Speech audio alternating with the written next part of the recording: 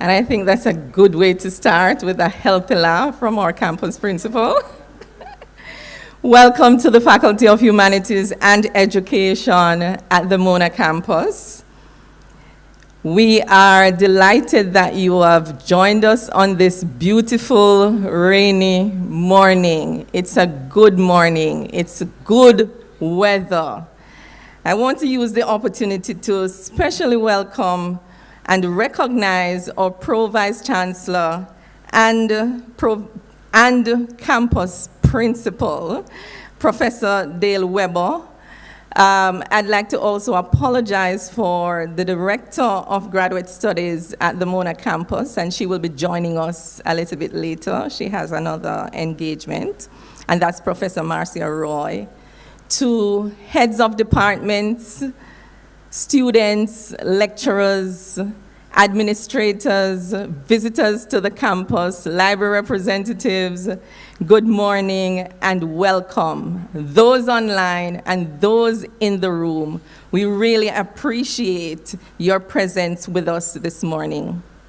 The Faculty of Humanities and Education at the University of the West Indies Mona campus encompasses a variety of disciplines that are critical, and we consider them to be crucial for understanding self, society, and our existence as people, and in particular, those of us who reside within the Caribbean.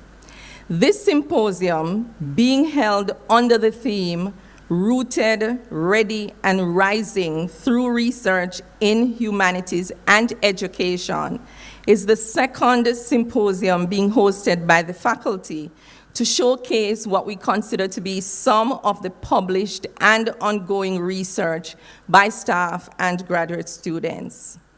As the University of the West Indies celebrates 75 years of existence, we thought it was fitting to borrow from the main theme, Rooted, Ready, Rising, to demonstrate that the Faculty of Humanities and Education is indeed rooted, ready, and rising through the pursuance of research in the humanities and education.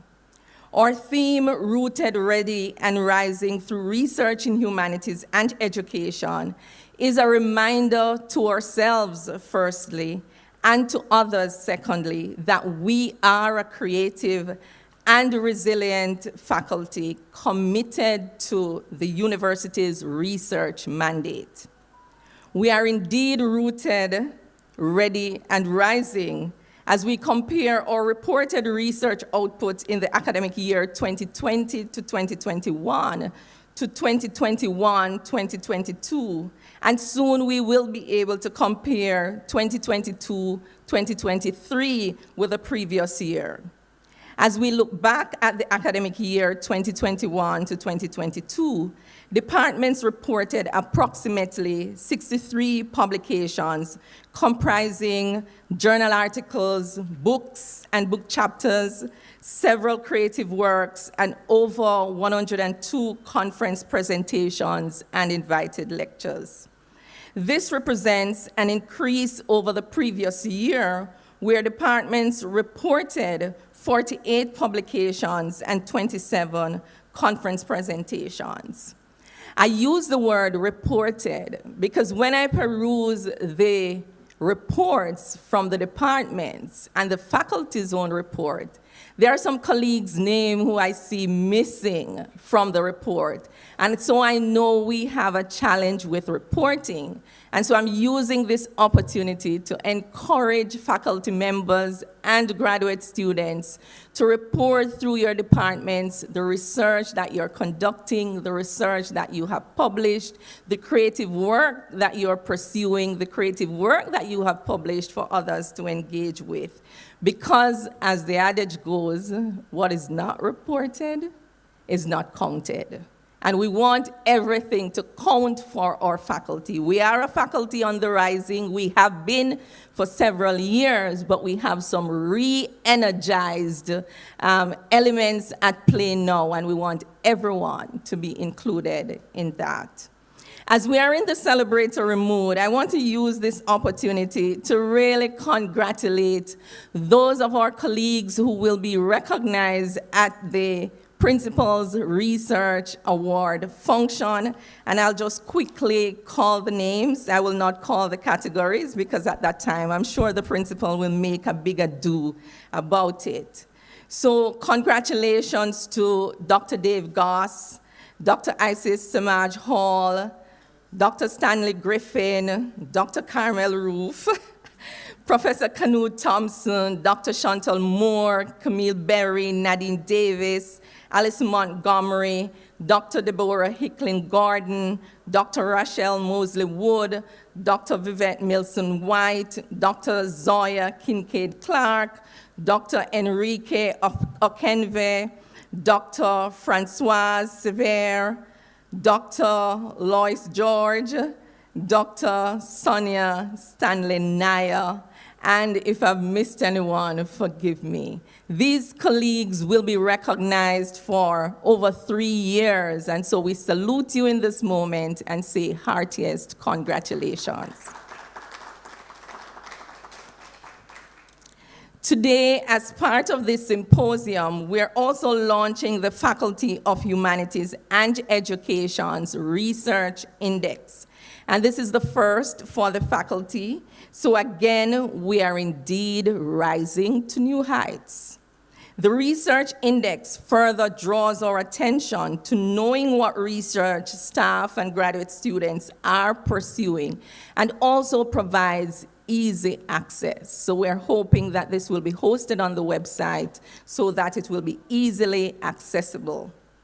Happening alongside the symposium is one other means of showcasing the research in the faculty, and that is a small-scale photo voice research exhibition that is happening in the School of Education building, SLT 4. We encourage all of you who are physically on campus to stop by, and those online, we will showcase up to about 3 o'clock, so you can still make it to the campus.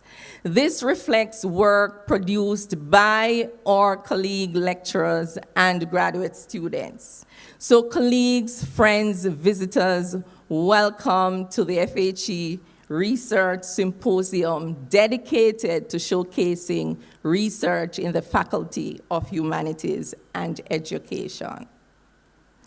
At this time, I now invite Dr. Stanley Nair to the podium, and Dr. Stanley Nair is the Deputy Dean for Marketing and Resource Mobilization, and she will share briefly with us the research strategy that we have launched and have been on a trajectory to ensuring that everyone, academic, technical, students, everybody is on board. Dr. Stanley Nair.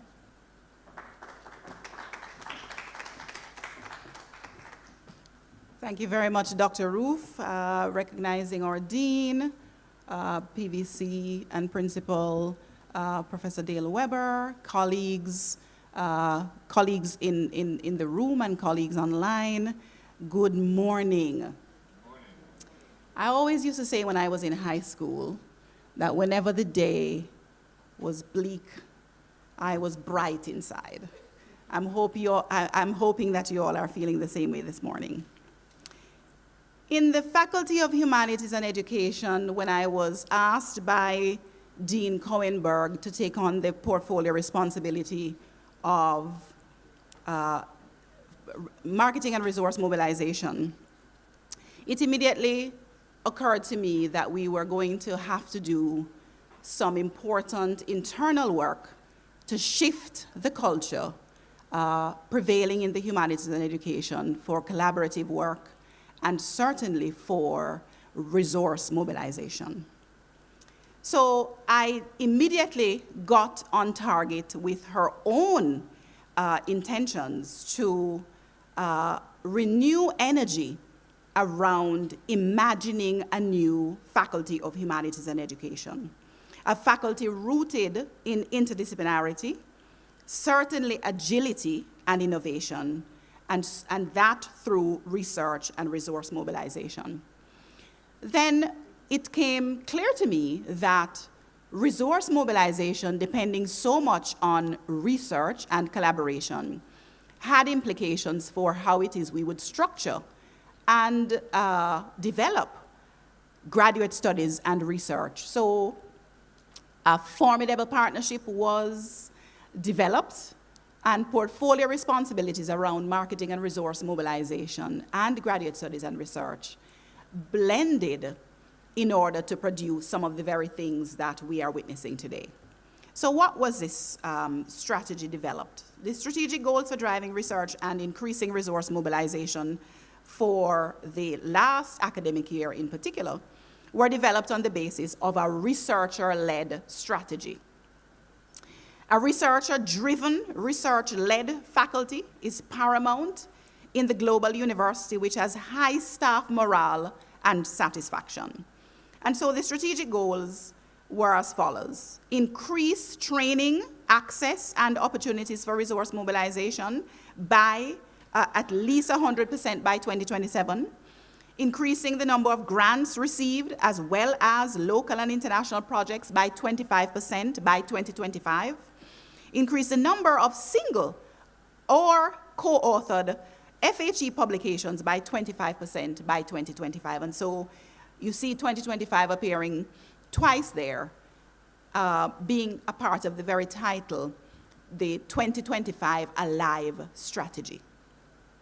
And so we began in January, following consultations with the PVC for Graduate Studies and Research, heads of department, the dean, and of course, in keeping with the collaborative effort across the portfolio responsibilities, a strategy to involve academics in the faculty.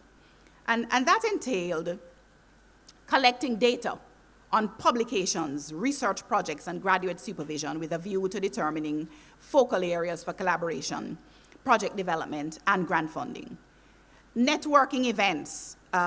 We held one networking event for graduate students.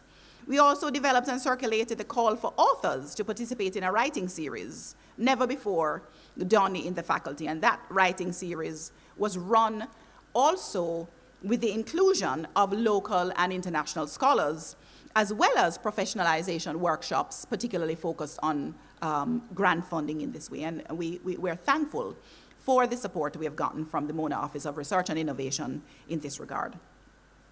So what you have here today is the culmination, the second annual Faculty of Humanities and Education Research Symposium, where we're showcasing the research. And you heard from Dr. Roof the ways in which we are already beginning to track year by year the increase in the faculty's output, not only for publications, but that will have implications for how we involve our graduate students in research, develop research clusters or research teams, and certainly implications for resource mobilization. So we're rebuilding, and in some cases, building that structure for mobilization of resources, building research, and the faculty's output.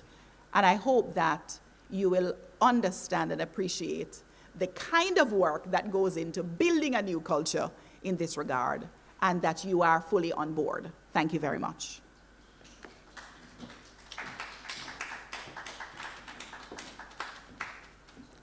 Thank you, Dr. Stanley Nayo. One of the things we normally do is see the output, but we don't usually see the process. And any change really requires us engaging ourselves first and then engaging others. And I think one of the things we have done successfully is to be models ourselves of the process that we want to see in the faculty. So there goes my partner. All right, at this time, we will hear from two professors. Firstly, we will hear from Professor Dale Weber, Pro Vice Chancellor and Principal of the Mona campus. And I'm sure there are times when you come to us and you prefer to just sit and listen, but we love to work you. And we're happy to hear from you as well. And then following Professor Weber's greeting, we will have our own Dean, Professor Sylvia Cohen-Berg, who will offer remarks and introduce the launch of the Research Index. And sharing in that opportunity will be Ms. Kadian Hussey, Senior Administrative Assistant in the Dean's Office. Thank you. So, Professor Dale Weber.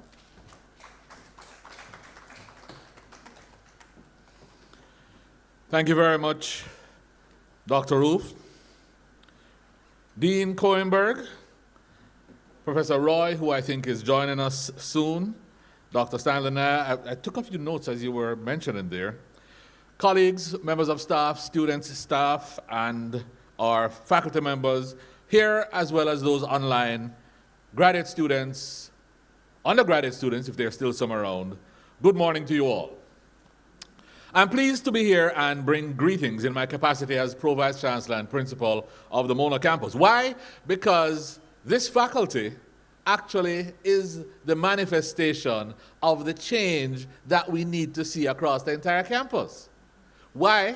This faculty has picked itself up by the bootstraps. Over my 5 years of being principal, I have watched, whether it's through ACWAC, whether it's through faculty boards, whether it's through academic boards or FNGPC, I have watched the Faculty of Humanities and Education slowly turn, slowly navigate to become the rooted, ready, and rising that you are now. You know, when you sit in the office of the principal and you look for skills, you look for talent, you look for those who can help you. Now, I'm from the Faculty of Science and Technology. People know that very well. And I tend to go home and say, can I? But you want to be able to find skills all around the campus. It is now so easy to find the rising stars in this faculty. And I'm so pleased and proud of you. Now, we're the top Caribbean university, and everybody knows that. And we've gotten there by virtue of a number of things. 54% of our ranking in the Times Higher Education ranking is from the area of research. So for me, it is pivotal that the Faculty of Humanities and Education would now put on their second research symposium and make a difference in how we view research, both internally and externally. So congratulations on putting on your research symposium, and I know it will be beneficial, because in preparing for a research symposium, you sometimes find nuggets that you didn't know you had. And you bring to the fore things that you thought, oh, well, that's just a little paper, only to find out that it is world-changing. You just didn't know. You have to share it so others can come on board. Our strategic plan requires us to look at our AAA strategy. So access, under access, AC4 is about our publications. And I noted the increase in publications. That's a 30% increase in publications over 2021 to 2022. And I'm now going to challenge you to have another 30% in 2022 to 2023. And it's because of that that I thought it important to have the research awards. Now, you do know that the research awards is something that used to come from the principal's office, and we do it every year. We haven't done it since COVID. So before I demitted the office, I said, I will do one last hurrah. I will back up the last 3 years of research awards. And while we can't have research days, we don't have the finances for it, I think it is so important to celebrate those who have continued to research before COVID, through COVID, because of COVID, and after COVID, and tell them that we are grateful. They have done excellent publications, they've done excellent bits of research, and I think we should be celebrating them. And I look forward. In fact, we were just this morning meeting to set the date, which I don't want to put it out there yet, but book the second week of July for that function where we will have that celebration. It is important that we do say success and successful work gets recommended, gets the recognition that it deserves. And I think it's important that we do that. For me, added to that is what I hear, and I'm very keen to see this research index, because your dean and I have had many discussions, I almost call them battles, many discussions in trying to find out how do you position, again, the bias I have as a scientist, I had to shed when I became principal. And I kept asking, so where's the humanities index? How do you measure? So Web of Science is there for medicine and science and technology and Scopus, but how do you measure? And you just have to sit and read some of the work that comes out of this faculty to realize it may not have the same glitz because it doesn't hit the same platform, but it is as important and sometimes even more important. It was while I was PVC Graduate Studies and Research that we started looking at the impact of research, and I got wowed. I got wowed by what came out of education, that we changed history in the Caribbean based on the research out of this faculty. That we changed languages based on what's happening in this faculty. That we changed culture. Things that are so important to making this society the way it is. So I'm grateful that there's going to be an index, which I hope we can then take to academic board and onto appointments committee so that we can measure our colleagues in humanities and education in the same way. So when somebody throws out there an H index and says, you don't have an H index of, I do, however, have a, what are you going to call it, FHE index of, and that will stand scrutiny. I therefore look forward to all that will come out of today's exercise. And if for nothing else, I want you to be firm in your belief of yourself. Do not let others try and validate. You need to validate for yourself who you are, what you want, set your own targets, work towards them, and make them successful. I thank you very much for the opportunity, and I look forward to a wonderful symposium. Thank you.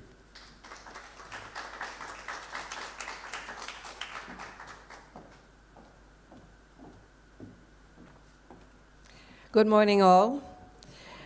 Rooted, ready, and rising through research in humanities and education. Rooted not only because what we do is rooted in the region, but also because so much of the research that we do in this faculty is driven by the desire to have an impact on the world around us.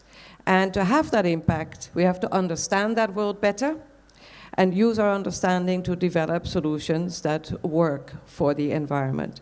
This is the type of research which has positioned the University of the West Indies as an activist university with a mission to, and I'm drawing here on the UE stated mission, to advance learning, create knowledge, and foster innovation for the positive transformation of the Caribbean and the wider world. Scholars in this faculty have contributed significantly to this mission, as the campus principal just noted. Rising, I'm going to come back to ready. Rising because while doing this, we submit the insights derived from our work to the scrutiny of our global peers by publishing with internationally recognized journals, book publishers, and other platforms. In the index that we are launching today, which spans 2 academic years, 2019-2020, and 2020-21, we have documented the publication of 9 authored books, 5 edited books, 34 book chapters, 65 journal articles. That's a total of more than 100 publications that are peer-refereed, plus almost 20 other types of publications, plus, of course, the PhD dissertations that were examined and were awarded a degree over that period. So rising in terms of our research output and our global recognition. As we know, University of the West Indies has been extraordinarily successful in submitting research to global scrutiny, because it is, as the campus principal pointed out, what propelled us into the top 600 best universities in the world and within the top 1% of Latin American finest in the Times Higher Education Index. Now, what's the READY about? In our disparate fields of academic inquiry, we often know more of the work of our global peers halfway across the world than we do of the work of those next door. This first index of research in the Faculty of Humanities and Education at UWI-MONA recognizes the importance of visibility and is intended to enhance it, especially to our peers within the institution. In the spirit of UWI at 75, an activist institution where teaching is informed by cutting-edge research rooted in the region, this faculty thus submits its work for scrutiny by colleagues and the public at large in the expectation to contribute even more to the UWI's distinction as the #1 Caribbean university. To end, research does not count until it is visible. This is one way of enhancing visibility. At this point, I would like to invite Ms. Kadian Hussey, who has had sleepless nights over the past few months, putting together this index of research, this first index of research. As we know, when it's a first, it's always the hardest. And so we expect that this work is going to be made easier as we repeat it over the coming years, because this is not intended to be a one-shot deal. And I'm going to invite Kadian to actually explain some of the process to us and then demonstrate the index. Thank you.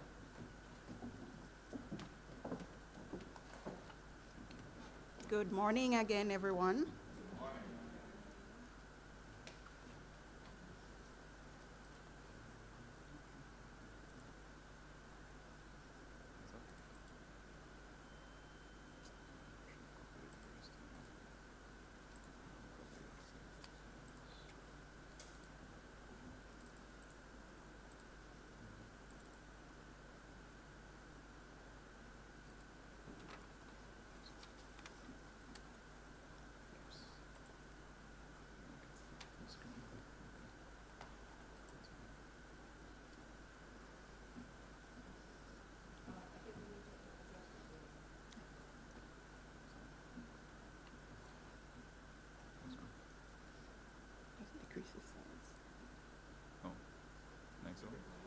A little bit more. Yeah, that's good. Good morning again. Special welcome to Principal Weber. Not seeing Professor Roy. I hope she can join us soon. I have the pleasure this morning of giving you a sneak peek of our research index that we have created so lovingly. The research has been presented under 5 main categories. Refereed publications.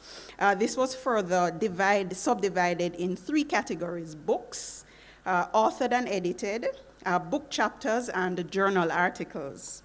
The second section is presented under 3 categories: non-refereed publications / scholarly outputs, creative works, ICT and multimedia, and of course our PhD dissertations. As we thought it important to include our PhD graduate research, as this is a crucial part of the university's research strategy. In looking to the future, we hope to expand on what we have done to include other types of categories like technical reports and conference proceedings, among other types of research. Well, without further ado, well, before we get into that, I just want to say that the index will be digital, so it will be made available via the Faculty of Humanities and Education website, and available to all. So without further ado, I present to you our research index. So as I had indicated before, we're going to have, we have refereed publications, book chapters, journal articles. Well, books, book chapters, and journal articles.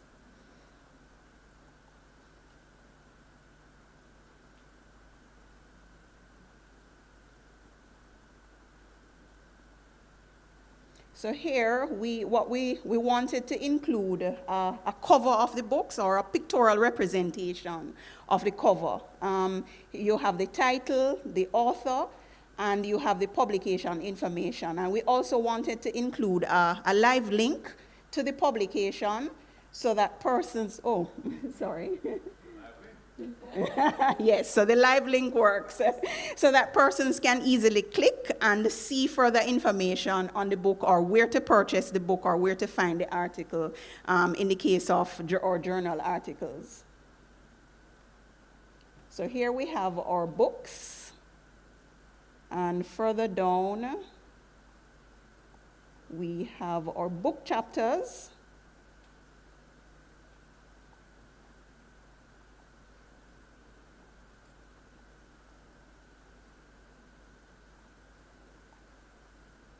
Oh, just letting you know, it's going to be made available on the website later today. So within an hour or so, you should be able to go on the website and access. We'll ensure that it's up and running on our website.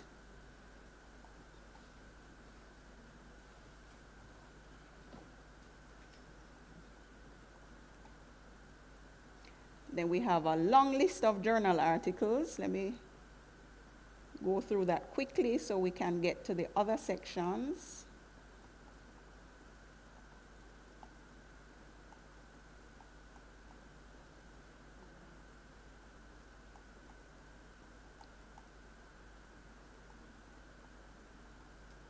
So this is the second section of the index where we have our creative works, ICT, and multimedia innovations. So these we've listed in tables. So we have a nice listing of, these are non-refereed publications, but they're also scholarly.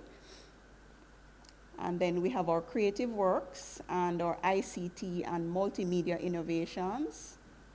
And then we included our PhD dissertations.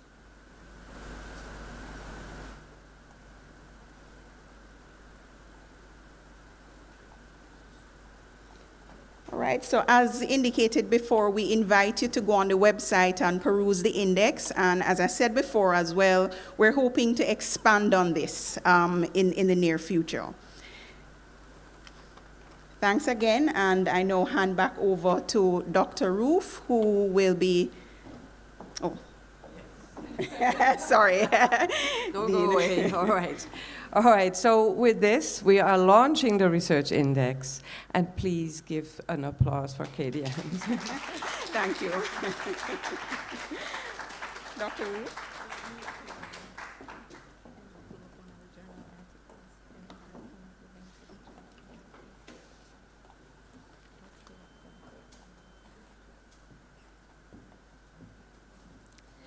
Indeed, a labor of love.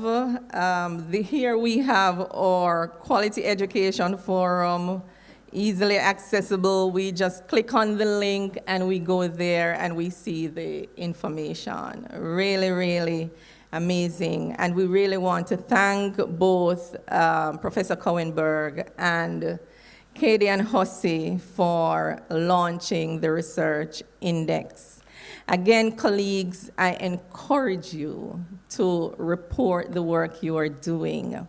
We intend to build on the index. One of the things we want to do, we want to move towards categorizing in themes so that when you go to the table of contents, you can see a theme that maybe has something that you're interested in. Click on that and it takes you to the research that you're looking for.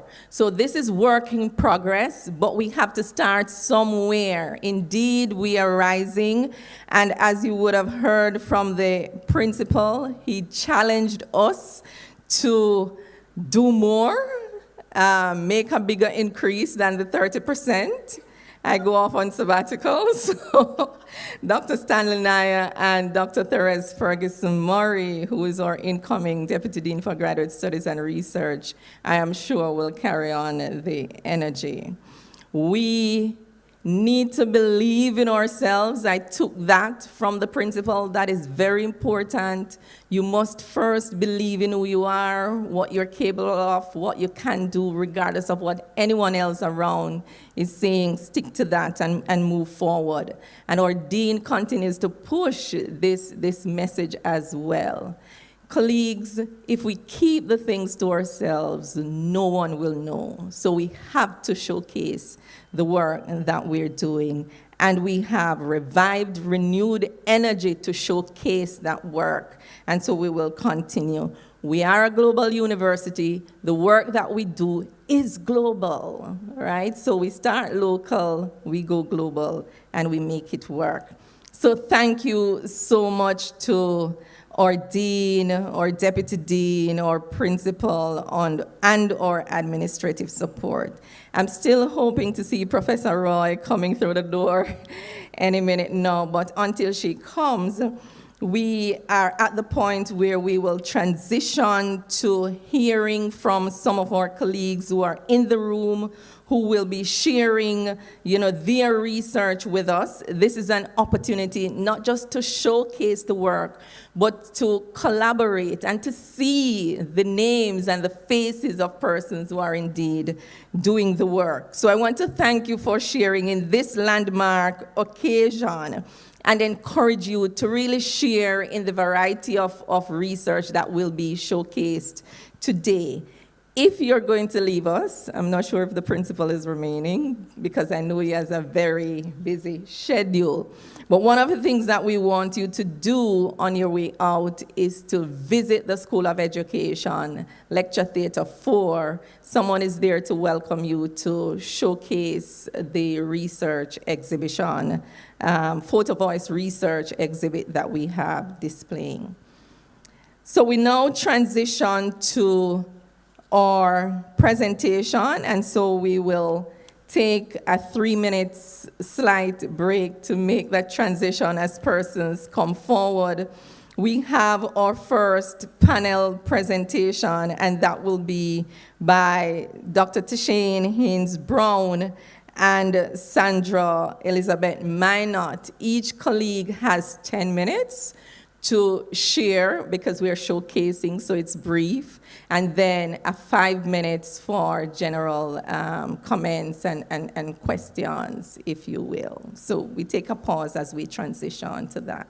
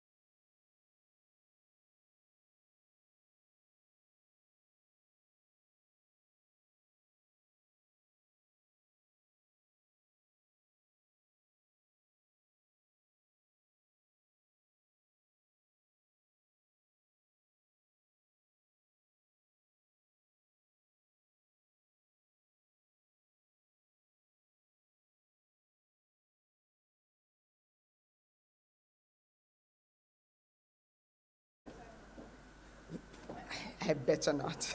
All right, so I'm going to be sharing on a methodological article that I'm working on, and this came out of our faculty writers retreat. So I must say that I benefited significantly from engaging in this process, and so it is only fitting that I share some of what would have come out of that experience of working with my wonderful colleagues across the faculty. So I am looking at a methodological article, slightly different from what seems to be mainstream publication, but honestly, it is my passion because I believe it's important for us to share the lessons we learn from engaging in research, even the errors we make and how we overcame them and what we couldn't fix, and making open and honest conversations of the decisions we make in research. I believe there is need for more of that to continue to advance the work in terms of research. And as a mixed methods researcher, one who helped to champion the cause of mixed methods in the Caribbean, I have sought to focus predominantly on methodological articles in mixed methods. So today I'm going to be looking at the role of sampling in achieving integration in mixed methods research, and I'm going to be using an example from my PhD thesis, which was an explanatory sequential mixed methods design. So just in case there's anybody who needs a definition of mixed methods research, it is basically a study that involves the collection and analysis and integration of both quantitative and qualitative data in a single study, right? And in this genre, which is also pretty new in comparison to quantitative and qualitative research, the role of sampling in mixed methods research is something that continues to be identified as an underdeveloped area, hence the need for us to take a closer look at it and my interest in this in research. Sampling, as we know it, is defined as a process of selecting subsets of elements from a population by means of random or purposive techniques.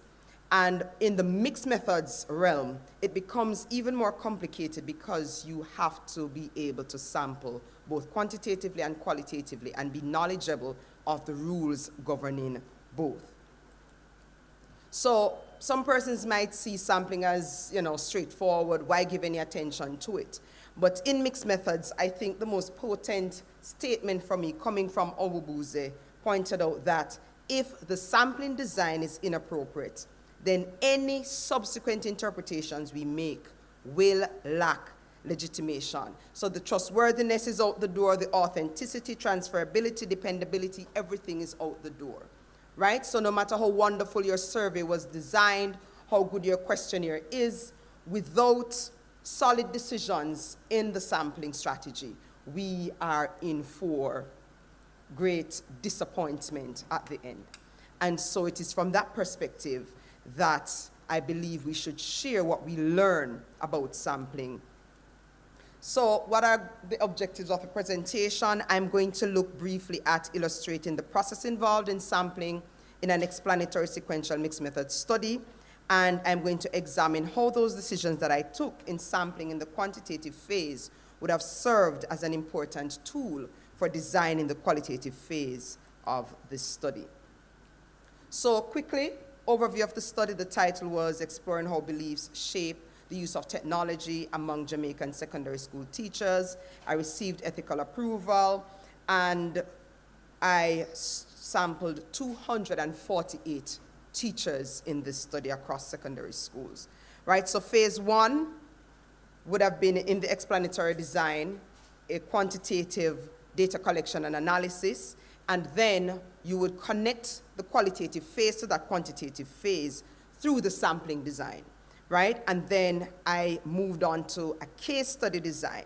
Now, my case study design was mixed methods as well because it included the collection and analysis of both quantitative and qualitative data in that second phase, and then I would have integrated the results across the two databases in the final phase of the study. So this essentially is what the study process would have looked like. Generally speaking, what were the objectives of this study?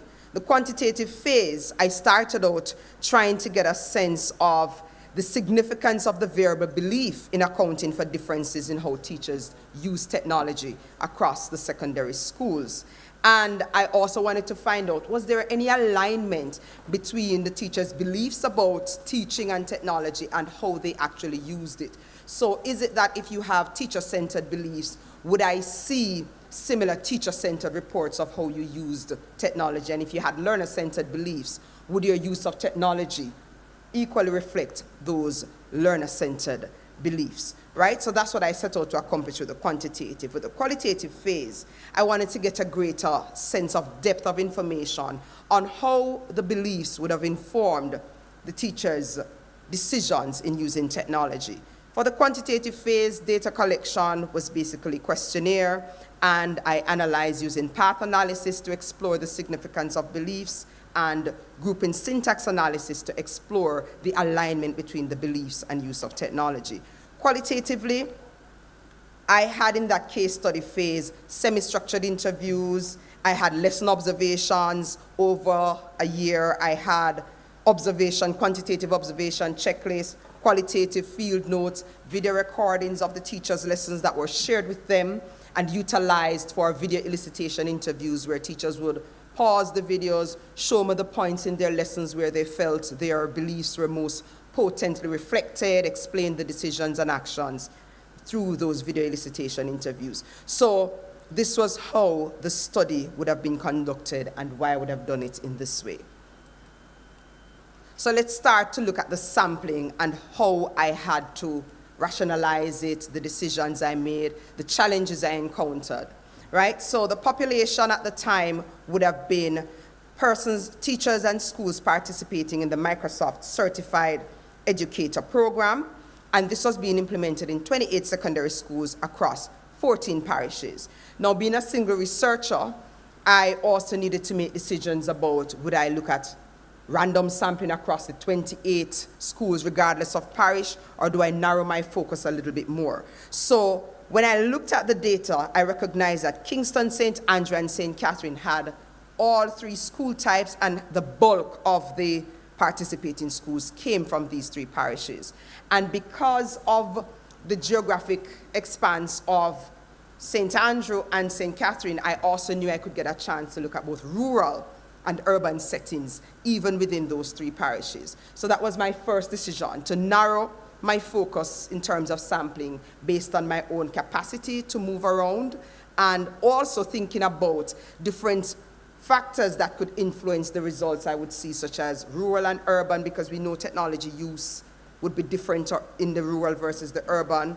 I wanted to look at the three school types, which research in the local context would have shown us that technical high schools versus upgraded high schools versus traditional high schools, there are some differences, not only in terms of resources, but the mindset, the collective mindset, the population of students they get, the qualification of teachers. There are variations even in the infrastructure in these places, and so I wanted to ensure that through the data I collected, I would get a sense of the lay of the land, right, for all the different factors.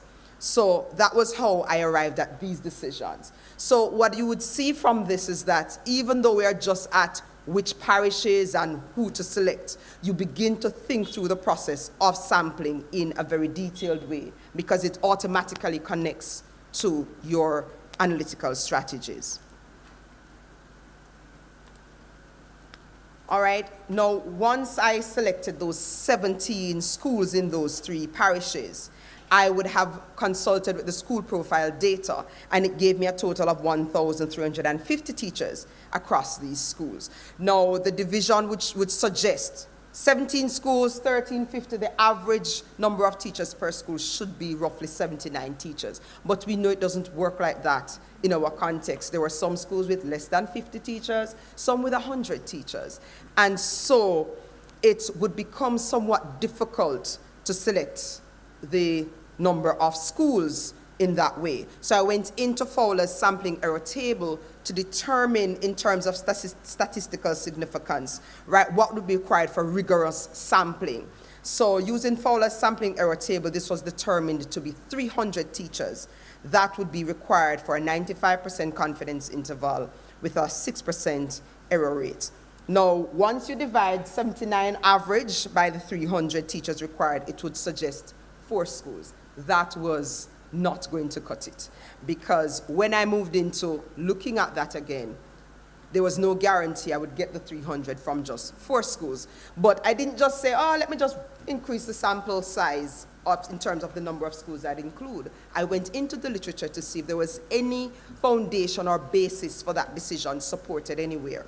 And I found some comfort in the work of Gay, Mills, and Erjan, who speak about the value of increasing the sample size or the persons to be sampled in order to increase the possibility of meeting your required sample, right? And so with that in mind, and the fact that there were 3 levels of sampling in terms of upgraded, traditional, and technical, I would have selected 10 schools from the 17. And in doing that, I did a random stratified cluster sampling. So within that now, I listed all 17 schools and I randomly selected 10, but of course they were grouped according to traditional, upgraded, and technical high school, and then I randomly selected from each of those subgroupings to be representative again now of their size, proportionate to their size in the overall population. So that would have yielded 4 technical, 4 traditional, 4 upgraded, and 2 technical high schools, and the number of teachers from each of those in the same proportion would take us to the numbers you're seeing on screen. So, thank you. So the challenges I encountered there, again, I had to move on to some convenient sampling of the actual teachers because random wasn't going to cut it. And based on my results from those analyses, my analysis would have revealed there that teachers' beliefs are in fact of significance in shaping their use of ICT, and that would give me some more credence to move into the qualitative phase. But for me, what was surprising, when I looked at the alignment, not all teachers would have used ICTs in ways aligned with their beliefs. So not everybody had learner-centered beliefs and nice learner-centered uses. We had some differences there. And so those results would have informed the decisions to say, listen, when I hit the qualitative case study phase, let us ensure that we're looking at 3 different school types in terms of context. We looked at a technical school, a traditional school, an upgraded high school. Within each of those, you would see differences in terms of resources available. And the cases I looked at also now would be within each school, I selected 1 teacher representative of each case. So I had 1 teacher whose beliefs and use of technology were aligned in teacher-centered ways, 1 aligned in learner-centered ways, and a teacher whose beliefs and uses were on 2 different ends of the scale within each of those contexts in order to explore in greater detail how it is and why it is that teachers' use of technology would be reflected in these ways, right? So in a nutshell, guys, you would see that there is a lot of process involved in sampling and in making those decisions so you are able to make the kinds of both analytical and statistical generalizations. You would have to think through the sampling. So I am out of time, but this is just a snippet of some of what I would have done in terms of a methodological article and the work I did.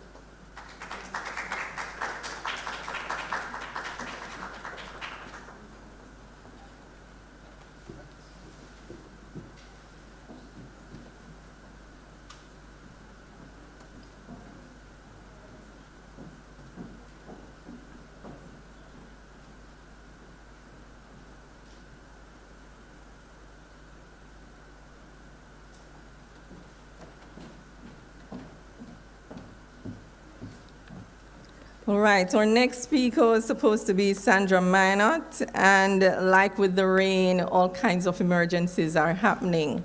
So at this time, I'll pause to ask if we have any questions from anyone in the room on the presentation that was just made by Dr. Haynes Brown? None online? Okay, Dr. George has a question. Wait for the microphone, Dr. George. Yeah, sorry. Good morning, and thank you, Dr. Haynes Brown, for your presentation. The focus on methodology is extremely important, and the work that you're doing clearly has enormous merit, not just for our region, but internationally. My question focuses on your choice of schools having done the stratification according to school type. Initially, you mentioned that you were going to focus on location as well, rural, urban, etc. It seemed to have fallen by the wayside because I didn't see how it was integrated going forward in as evident a way as I saw your school type showing up. So can you just talk me through that process? Right, so Thank you. I was able to, thanks for that question, Lois. I was able to within that also look at the schools that were rural, and I was able to select, I think I had 3 rural schools, right? One of them, only the line phone worked in that region, and I was shocked because, you know, everybody has digital, but that sampling decision also had to be made. In listing the schools, I had to, within each of those, identify the rural schools as well. So when I'm doing my random sampling and that listing, I had to, within each of those groups, have, so if there were 5 rural schools or 3 rural schools, 2 urban schools, I had to randomly select within each. Oh, sorry. Yes, that's the answer. All right.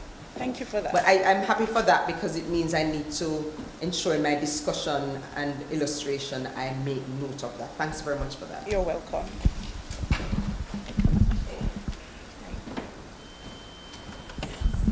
Yes, thank you very much for a very interesting presentation. Just to clear something if I misunderstood. Based on your premise about the importance of sampling, I noticed you had a figure of 248. Right, now how did you originally arrive at 248? It was 300 actually, using Fowler's sampling error table. So no, I think before that, in the early part, 48 would be the response rate. Those were the persons who responded. From the responded from... Yes. Oh, okay, so it's like, okay, all right. I just thought that you had worked it out, that you got 248 based on the sampling purpose. No. But those people who actually responded. People who actually responded. Okay. Thank you, Dr. Haynes Brown. Thank you, Dr. George and Dr. Goss, for those 2 questions. I think this presentation is really instructive for our students, both at the undergraduate and graduate levels.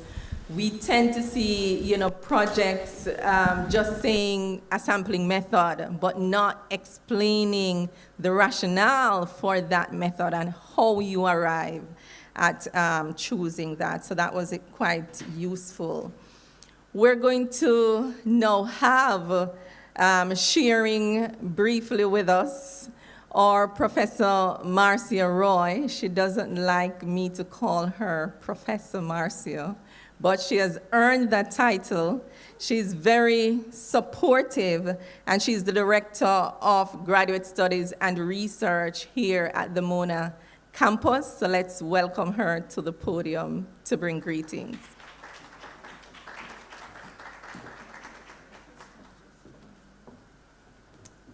Thank you very much, Carmel. I'm just Marcia, okay?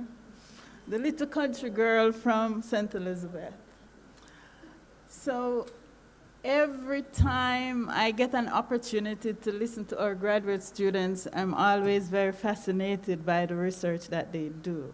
I'm from science and technology, and I study viruses. Okay, not very exciting, but it's molecular virologists like myself who got us out of the COVID pandemic, all right? But a week and a half ago, we were at the 3-minute thesis competition where PhD students have to present their PhD thesis in 3 minutes. And there was one candidate from your faculty that was talking about road blocking. And I was fascinated because, Sonia, at first I thought, blockchain, road blocking. I hadn't heard that word before. And then I realized it's roadblock. I am still fascinated by the idea of doing a PhD thesis on the history of road blocking and why we do it. Okay? So you're fascinated by how we sequence DNA, but I am fascinated. And she was excellent. I would have listened to her again. A PhD thesis on road blocking. And a few months ago, when I was a new director, Professor Antoine, who was a PVC for graduate studies at the time, she wanted some students who had gotten high commendation to make presentations to Mona TV and talk about their research. So I was looking through the list of research topics, okay? And this is the next one that fascinates me from your faculty. Somebody was talking about the male guinea tree, okay? Research on the male guinea tree. And I went and I found the thesis because we have a male guinea tree right outside the veranda and it don't have no purpose, okay? Because it don't bear no guinea. But what the person was doing research is about the Jamaican men who don't produce children and comparing it to the male guinea tree. And I find those things completely fascinating as a little girl who just studied plant viruses. So sometimes we don't think about and share those things. So I'm happy to be here. You know, I was sitting there trying to remember Carmel's surname because I never use it. She's just Carmel to me, and I'm Marcia. But I wanted to remind everybody that in graduate studies, we have funding for research students and for staff. And your faculty have been very delinquent on having students apply for that funding. So you can apply for funding to go to conferences. Of course, you can apply for funding to do research internships, you know, somewhere else where the expert is. And staff can also apply for funding to do their research or funding to travel. So please, I am asking you to remind your graduate students that that funding is available. We meet 3 times per year. In around about October, again in December and in May, and your faculty is not making enough use of that money. Now, every year, graduate studies also give funding to the departments. It's about $7,000 per full-time student, and we had a student the other day who needed some funding to go, and when I called the bursary, some departments haven't used their departmental allocation at all. So this is for the department to use for their graduate students at your discretion. So every head should call Joan Beecher in the bursary and find out how much funding is there from the department allocation, because the bursary keeps it for a few years, and if you don't use it, then you lose it. So I'm just reminding you of that. Once you've used the funds, just send us a note and tell us what you use it for, and the next year you get some money. But nobody's using it now, so this year you didn't get any money. But you did last year and a few years before that, okay? So just remember that those resources are there to help your students.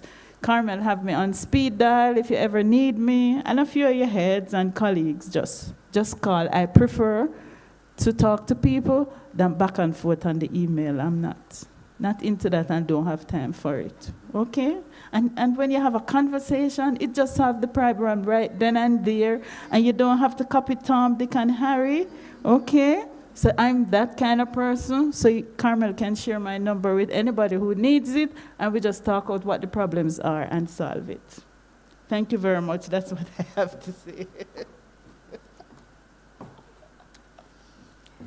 Thank you for coming and sharing with us. Of course, on the Mona campus, we have her very busy, so she has 1,000,001 things happening at the same time, but also very responsive, as you would have heard. Students, staff, please make use of the opportunity to apply for the funding. You are encouraged, and you have a director who is looking out for persons from the FHE. One of the other things I would like to say is that as we move forward in the faculty, we're trying to break down this barrier between academic staff and administrative staff and technical staff and students, right? We are all trying to be more accessible to each other, regardless of the million and one things we have doing at the same time. We want all of us to achieve success, not just some of us. So at this time, I'm going to hand over to Dr. Stanley Nair to introduce the next panel. But before she does that, I really want to say, please stick to the 10 minutes. And I have Mrs. McGowan Hunter, who is now keeping time over there. Yes, she just raised her hand, to give attention to the 10 minutes. So Dr. Haynes Brown, you would have got away because you were the first. And I have to be to and fro sometimes, so I have to delegate. So thank you so much. Dr. Stanley Nair.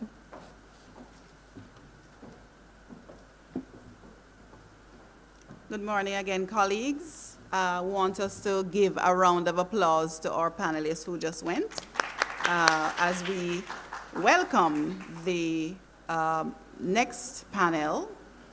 The next panel presentations, panel 2, we have Dr. Lois George and Dr. Bolapeju Agbola.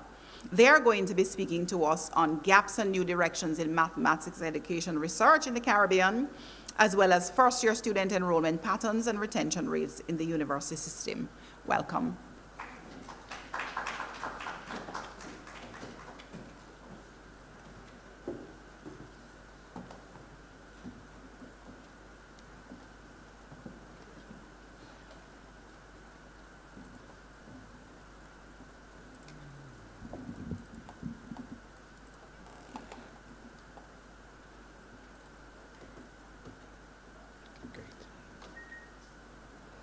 Good morning, colleagues. I'm Lois George. I'm a lecturer in the School of Education in Mathematics Education. And my focus this morning is on gaps, challenges, and new directions in math education research, a path to improving student achievement. And my presentation will take the following format, as you can see on the screen. Math education research has several themes and foci. So for example, there is the focus on teaching, on learning, and the big chunk of what people would be most interested in would be on achievement, for obvious reasons. This presentation this morning focuses on a particular aspect of achievement, which is on the gendered patterns of math achievement.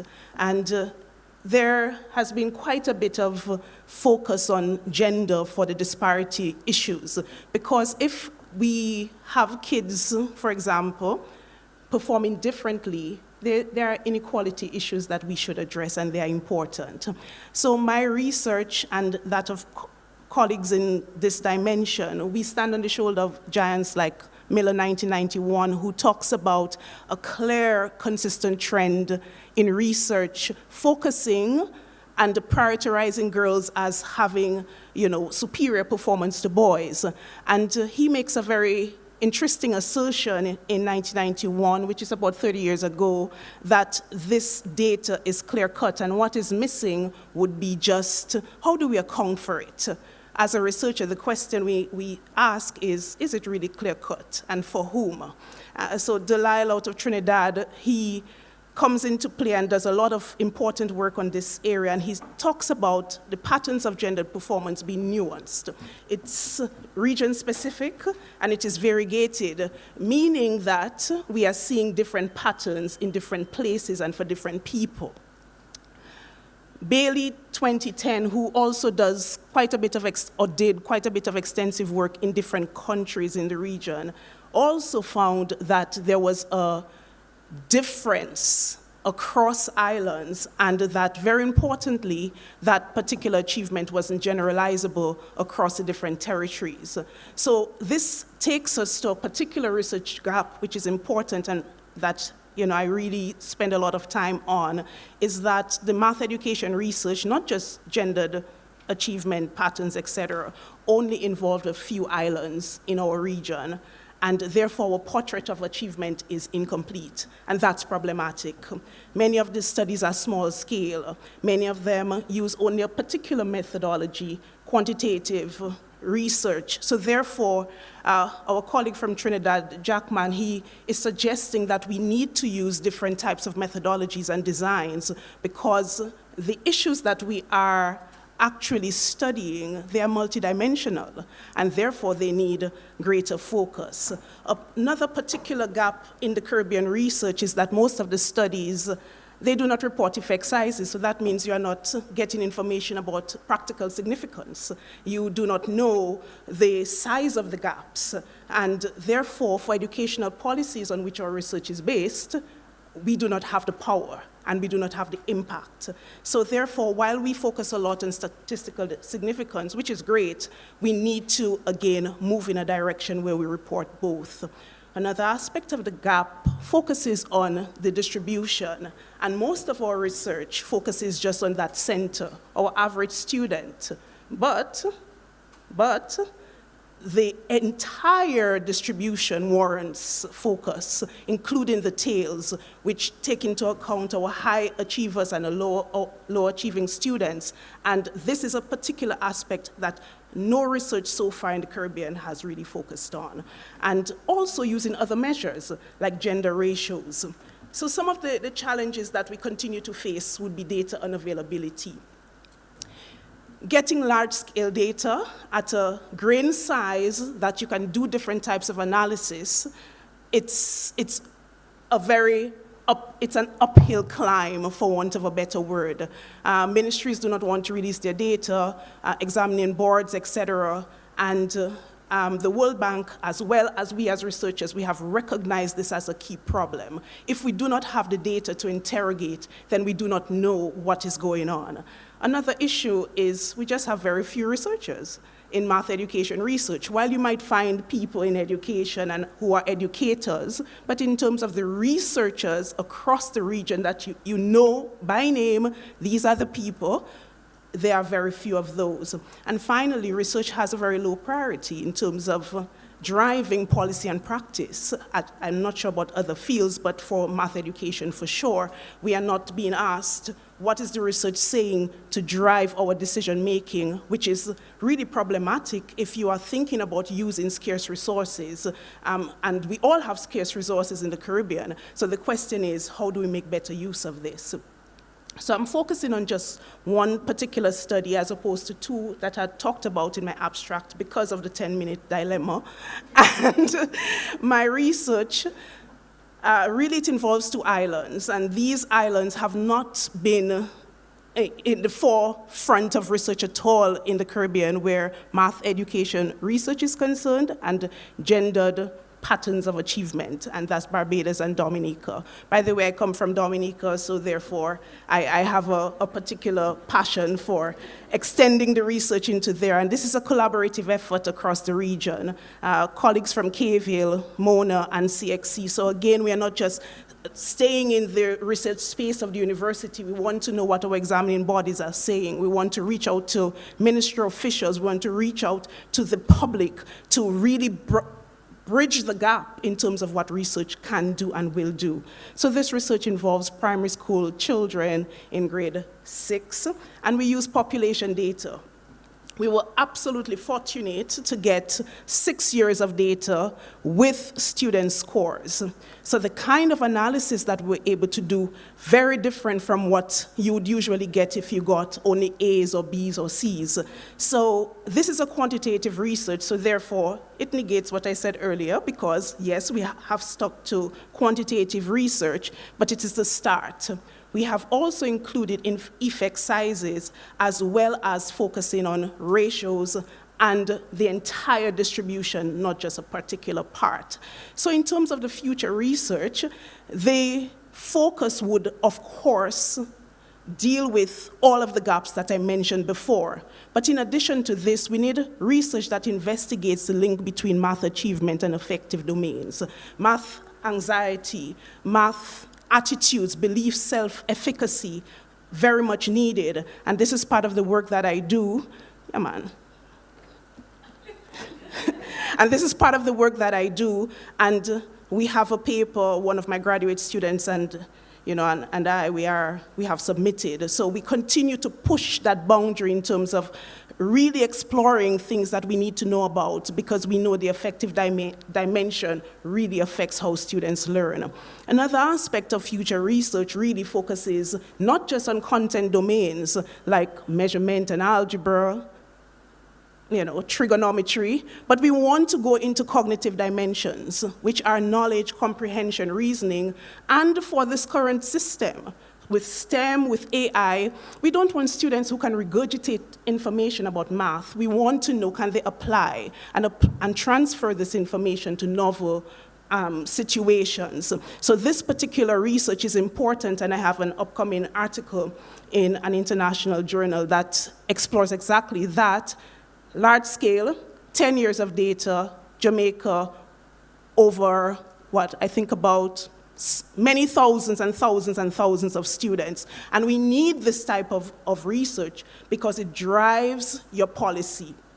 So in terms of conclusion, in my last minute and 3 seconds, I will continue to reiterate. People who know me find this very funny because they know that's me. Diversity is important. Yes, our focus, yes, we need large scale, but we also need small scale studies. So the action research, local research in terms of what's happening, diversity in terms of methodologies and designs. And these collectively would drive impact, because right now, if I'm honest, we are not having the kind of impact that we want to. And therefore, my goal is to use the findings from the research to now say to our ministries of education and to say to whether our funders, et cetera, that these are some of the decisions that you should make, and these are the reasons why. And finally, resource allocations. We need some money to do it. So thank you so much. Thank you for listening, and here are my references. Yeah, 0 seconds. Thank you, guys.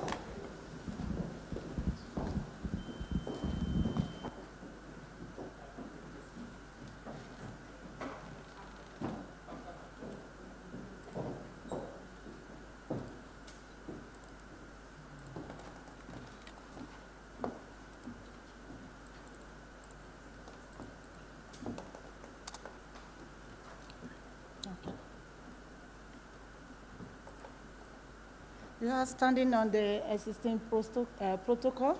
I want to greet everyone. Welcome to this section.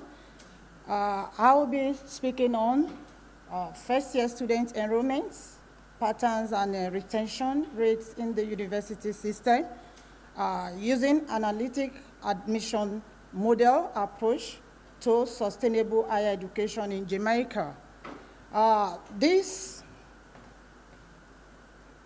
Okay. How do I? Oh, the keyboard. Okay. I'll send the keyboard. The presentation is structured to look at the situation analysis, enrollment, and retention using relevant data,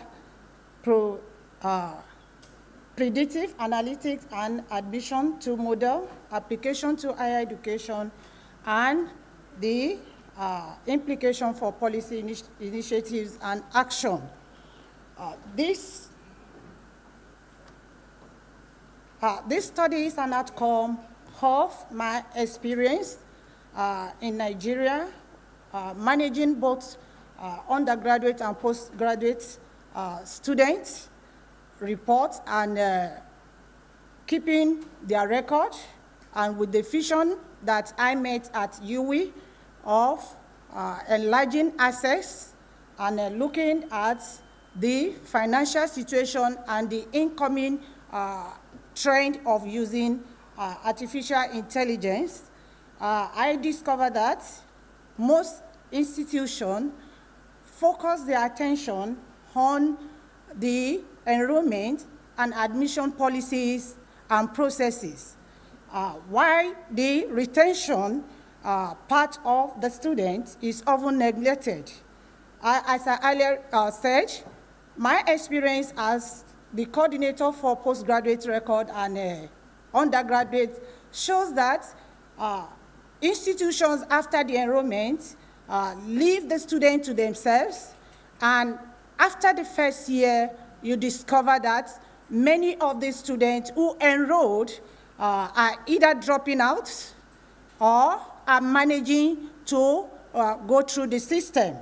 So it is on this that I decided to look at the University of West Indies on the policies and plan put in place to address the situation of retention. And with the advent of artificial intelligence, using predictive analytics is one of the methods that is using machine learning to assist the institution leaders, policymakers, executives to use historical data, time series analysis in order to bring about the desired result of how the student fare from their coming into the school system until their graduation. When we look at the slide, we discover that sustainability of educational system growth globally depend on the following indicator: healthy enrollment, expanded participation of diverse clients, a quality pool of faculty, a robust funding model, the retention of the students until they graduate, and creating a viral economy through quality education delivery. So over time, and in recent time after the experience of COVID, it has been ascertained that pressure is mounting on many institutions to come up with strategies that support student success from the time of enrollment through graduation without compromising the academic and the quality standard. Situation analysis, as reported by data, shows that the University of West Indies has just 1% of international student enrollment, and there is gender disparity as to enrollment in the university. This is the data that is collected from MINT, and it shows across the faculties and schools the number of applicants offered, admission accepted, and undergraduate degrees and diploma. You see those colored shows that despite that thousands apply for UE admission, just a little fractions are actually enrolled in the first year program. This is a continuation from year to year enrollment. We can see that there is decline across the year from 2016-17 to 2020-21. What are the notable challenges that the university is facing? Include funding gap, weak technology to expand enrollment across the diverse clients, financial crunches because of factors associated with low family economic capacity, and the low economy situation across the globe. So, using the UE data, this study conceptualized that it is the business of the university to provide that atmosphere which is conducive for speculation, experiment, creation, and that atmosphere that prevails with essential freedom to determine who may be admitted to study. And it is the responsibility of the university to continue as academic, economic, and civic engines for excellence and sustainable development. This research we apply what we call predictive analytics or data analytics and future admission tools and model to investigate the first year enrollment and their retention with the aim to provide the universities and colleges across the Caribbean model to improve student admission, enrollment process, and retention. This is the model for future tools and model initiative. It is based on four based on four distinct cornerstone framework: academic accomplishment, rigor, environmental context, non-academic factor, best admission practices. Okay, this is the model that is defined, and this is what we call predictive analytics, which is time series technique. Student research strategies that is going to look at is 5 ways that university direct their efforts towards retaining students. And this study is done by Wiley University in 2023. This is current, and it begins with advising the students as soon as they enroll. Show students that you are here for them. Engage students on how and what they want. Personalize your support for both face-to-face and online learner, and produce proactive advising.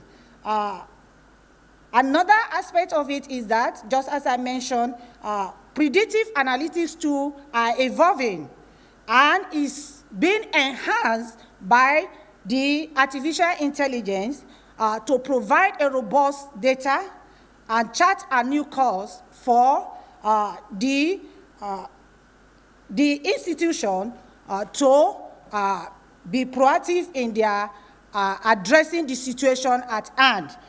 Finally, I'm going to be looking at the different way of which this particular study is going to play out in order to produce what we call data for policy initiative. Just as my former presenter mentioned, we may come up with research findings, but policy initiative and implementation mechanism depend on the executives and institution leaders. Thank you.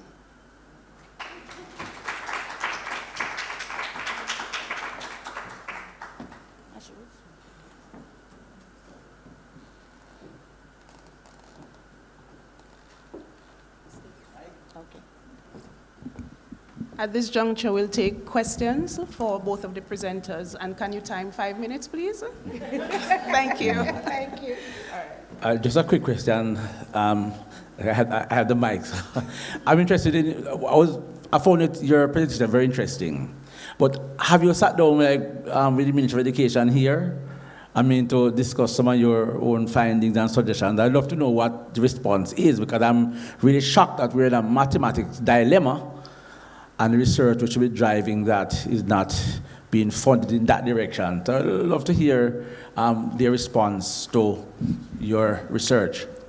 This is a really interesting question, and the easy answer is no, I have not as yet.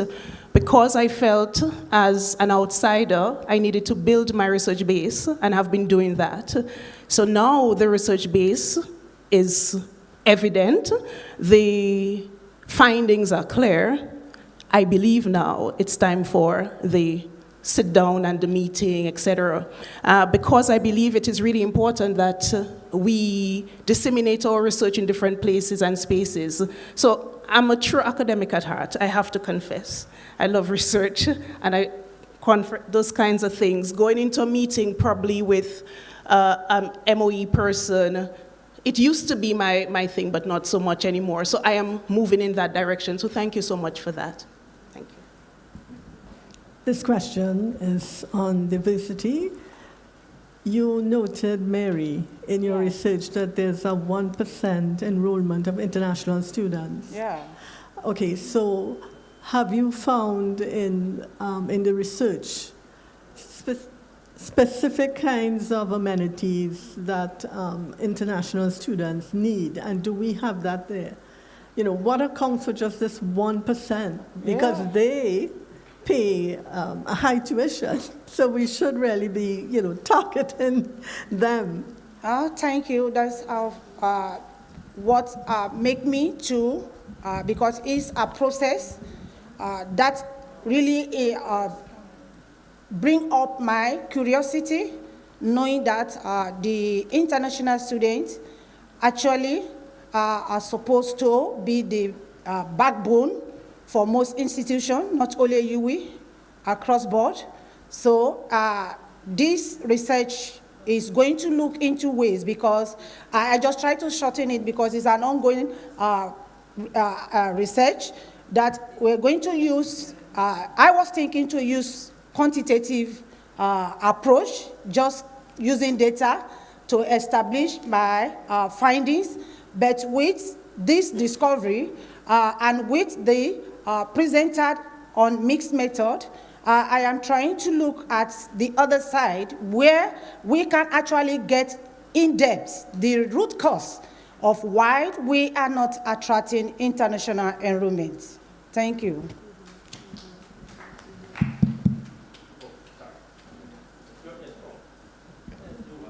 All right, yeah, thank you.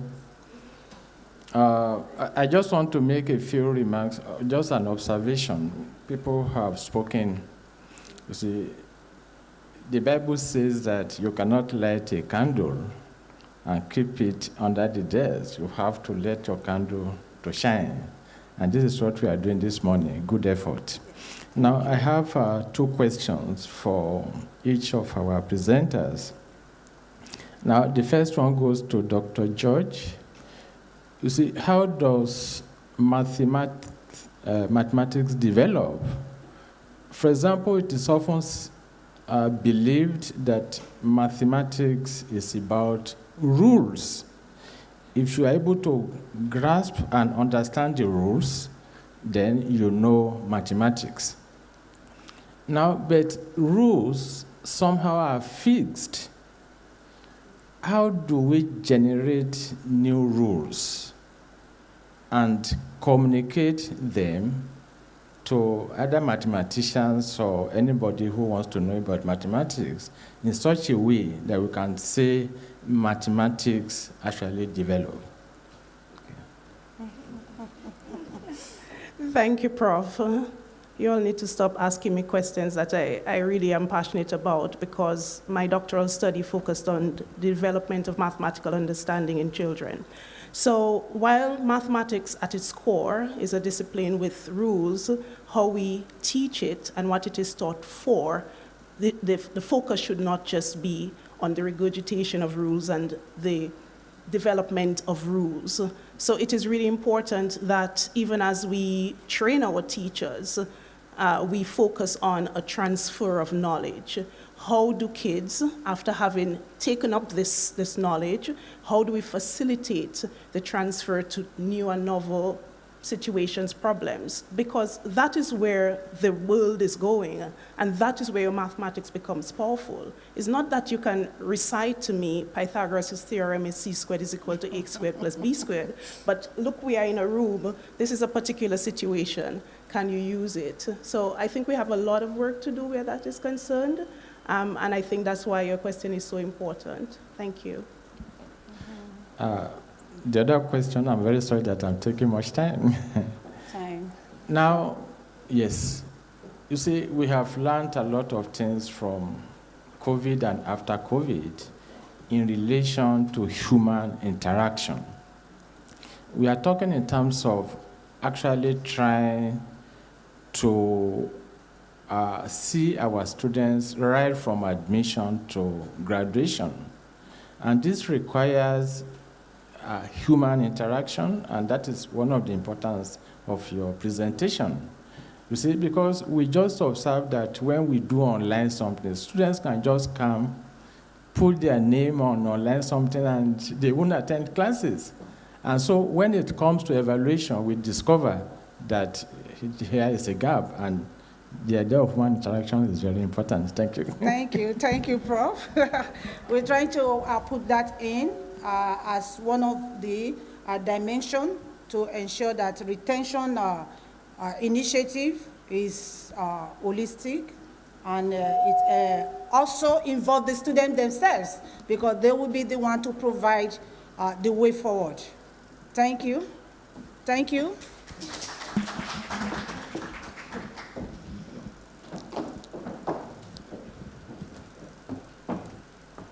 This is also an opportunity for us to dialogue with the researchers who are in the room. So if you have further questions, please do ask them. I'd like to recognize the presence of the Dean of the Faculty of Medical Sciences, Professor Minerva Thiem. Thank you for joining us, yes. And a past director of the School of Graduate Studies as well. So we're going to transition to the next panel. We will have one of our panelists presenting virtually as he's traveling, and his presentation is recorded and will be shared. But before we transition to the next panel, we would like to hear some of the comments on YouTube. They have been asking questions, and the questions have been answered so far, but we want to hear some of their comments as well. So our graduate student, Yvonne Nicholson, will share a few comments as we transition.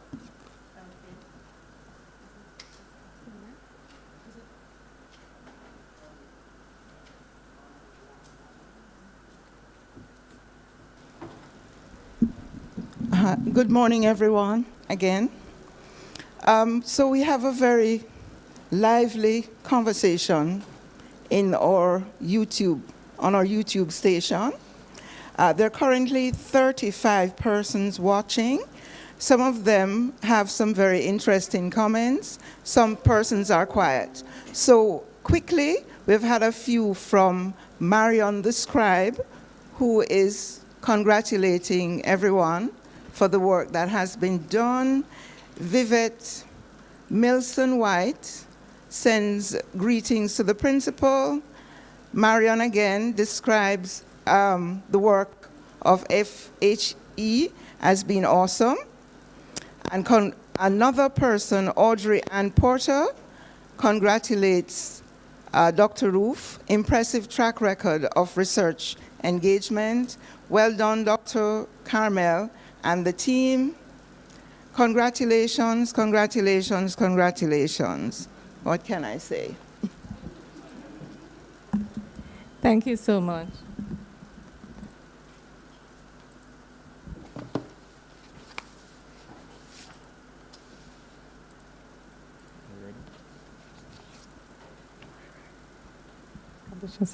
So our next presentation is from Dr. Dexnell Peters, and he's from the Department of History and Archaeology, and he'll be speaking about missionary societies and the integration of the Greater Southern Caribbean in the Revolutionary era.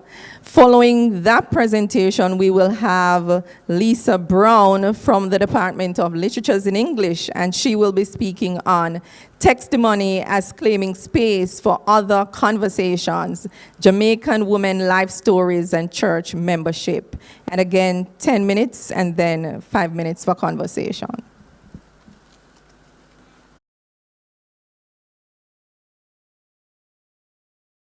Good morning, everyone.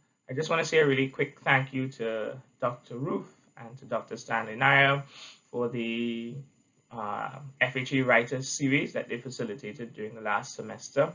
And that's what has helped me to make progress on this paper's context. This paper really considers the role of religion in helping to integrate a sub-region that I just described as the Greater Southern Caribbean. There are many other factors.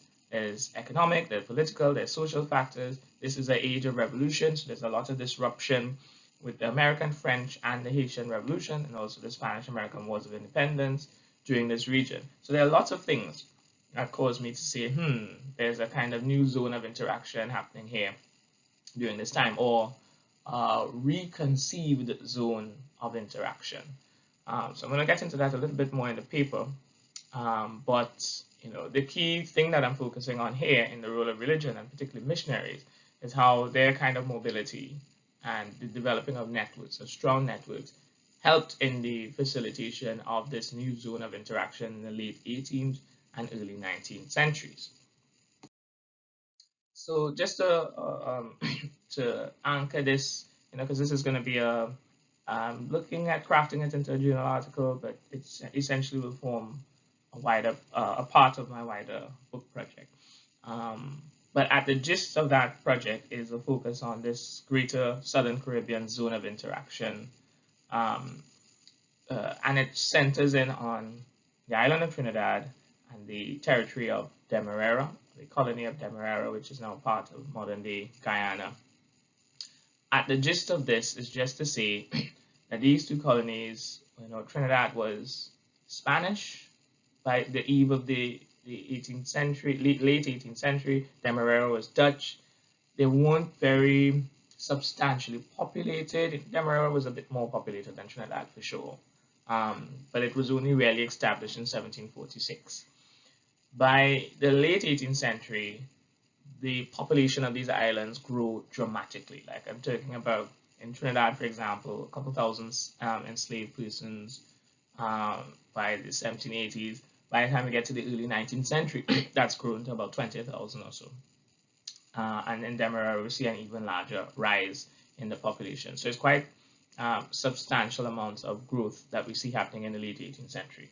And that's happening as a result of economic displacement, so things like hurricanes causing economic difficulties. Of course, we know about the impact of the American Revolution and so on. So there's a lot of economic difficulties happening in the late 18th century, and that causes some to move to this new emerging frontier, plantation frontier. The other thing is that Trinidad, which was Spanish, Demerara, which was Dutch, they had immigration schemes that allowed, in the case of Trinidad, for a number of French Caribbean settlers to come in. And in Demerara's case, English settlers, mostly from Barbados. So by the late 18th century, Trinidad was predominantly French and Demerara predominantly English, even though they were still officially Spanish and Dutch. And then, of course, the British come in and take over these two territories, 1796 in Demerara, 1797 in Trinidad.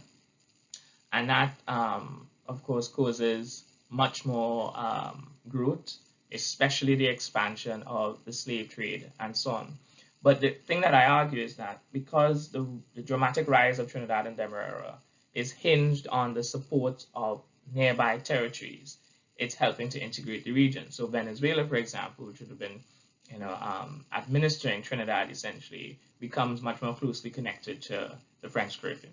And similarly, the Guyanas, so what we would say, Guyana today, Suriname, French Guyana, and so on, become much more intimately connected to the English-speaking Caribbean. So that's why I kind of make this case for the emergence of a sub-region. So now I'm gonna situate missionaries in this context. But before I go into this, I have to do a bit of slave societies. And those are points that are particularly salient for the wider British Caribbean during this time. But we haven't had more kind of comparative or regional examination to make that point as clearly evidenced across the board. But more so, were these missionaries or missionary societies operating in silos within these individual territories, or were they building up wider Caribbean networks? My sense, and the case that I will make in this paper, is that yes, they are absolutely operating in a more comparative and regional context. And I think fleshing out that regional context of these missionaries will help to provide more clarity or the sense of which all these significant things that we're seeing in the case of Mary Turner in Jamaica and in Da Costa in Demerara, how much of these things are happening across the board? How much are we seeing missionaries influencing the kind of dismantling of the slave system across the board? Or how much are we just seeing them, the way we see them operating here in Demerara and Jamaica is because of things that they're learning from other parts of the Caribbean or not? So that's why I see it as important to put this in a wider regional or comparative context. So the religious environment, we talked about all the different people moving into Trinidad and Demerara. Of course, Trinidad would have been Roman Catholic predominantly, both with the French and the Spanish influence. And of course, in Demerara, there would have been an influence of the presence of the Dutch Reformed Church. But what we see in the late 18th century is a kind of rise of Anglicans, of Methodists, of Baptists, of Wesleyans, of Lutherans, of Jews, of Muslims, as well as African influence Orishas, spiritual Baptists, practitioners of Obia, which is a kind of catch-all term for a range of non-European supernatural related ideas and behaviors from various parts of Africa, were present, especially by the early 19th century. What I find particularly interesting as well within the kind of religious environment is that though Trinidad was Spanish, was Catholic, and Demerara, the Dutch Reformed Church, what happens when the British come and take over? You have the rise of British Protestants in the colony. But what is really interesting is the continued influence, because the population still remains very mixed, right? Very polyglot and so on. And so, for example, the governor in 1813 in Trinidad had found that although all civil and political jurisdiction belonged to the British Crown, Trinidad still formed part of the Spanish Diocese of Guyana. And so there are ways in which we see, the Spanish still having a bit of an influence religiously and so on. So it's an interesting kind of mixing in the environment. And this paper is still very preliminary, but I'm going to kind of touch on some brief preliminary findings. So there's one missionary, James Mercer, who in 1818, he arrives in the Southern Caribbean on behalf of the London Missionary Society. He first lands in Trinidad, where he was sent to assist the pioneering work of Thomas Adam, who arrived 9 years earlier. Upon facing significant opposition from local authorities, Mercer migrated to Demerara a few months later, and here he met up with his close friend John Smith, who he trained under Reverend Samuel Newton back in Essex, in England. And during his time, they remained in touch, exchanging letters, updating each other on their activities, and he sought to set up a new chapel for Mercer. And so what we're seeing here is a great degree of migration, of movement across the board here with Mercer. And it's just giving you a sense of, they're moving between Trinidad and Demerara. And so by 1822, he returns to Trinidad to fill the vacancy of a former colleague. And so what does it mean that he's moving back and forth between Trinidad and Demerara? And in doing that, he's continuing to keep in touch with, connections that he would have made in Trinidad and in Demerara and so on. So this is what I talk about in terms of the building of networks that we see. Let me just end with some concluding thoughts, which, my general sense is that other London missionary societies like Mercer frequently moved across one Southern Caribbean territory to the other.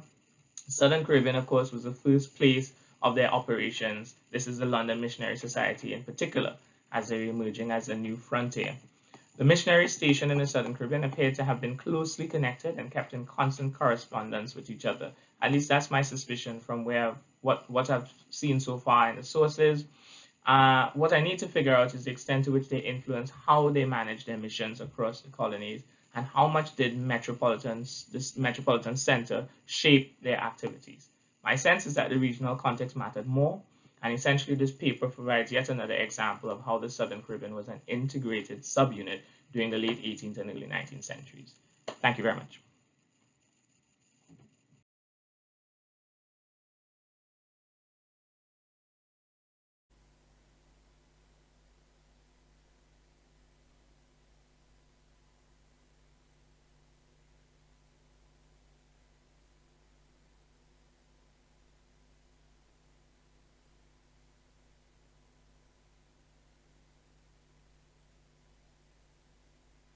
To thank the organizers of the Faculty of Humanities writing program for helping me to develop what was a conference paper to become a possible journal article by the time I'm finished here.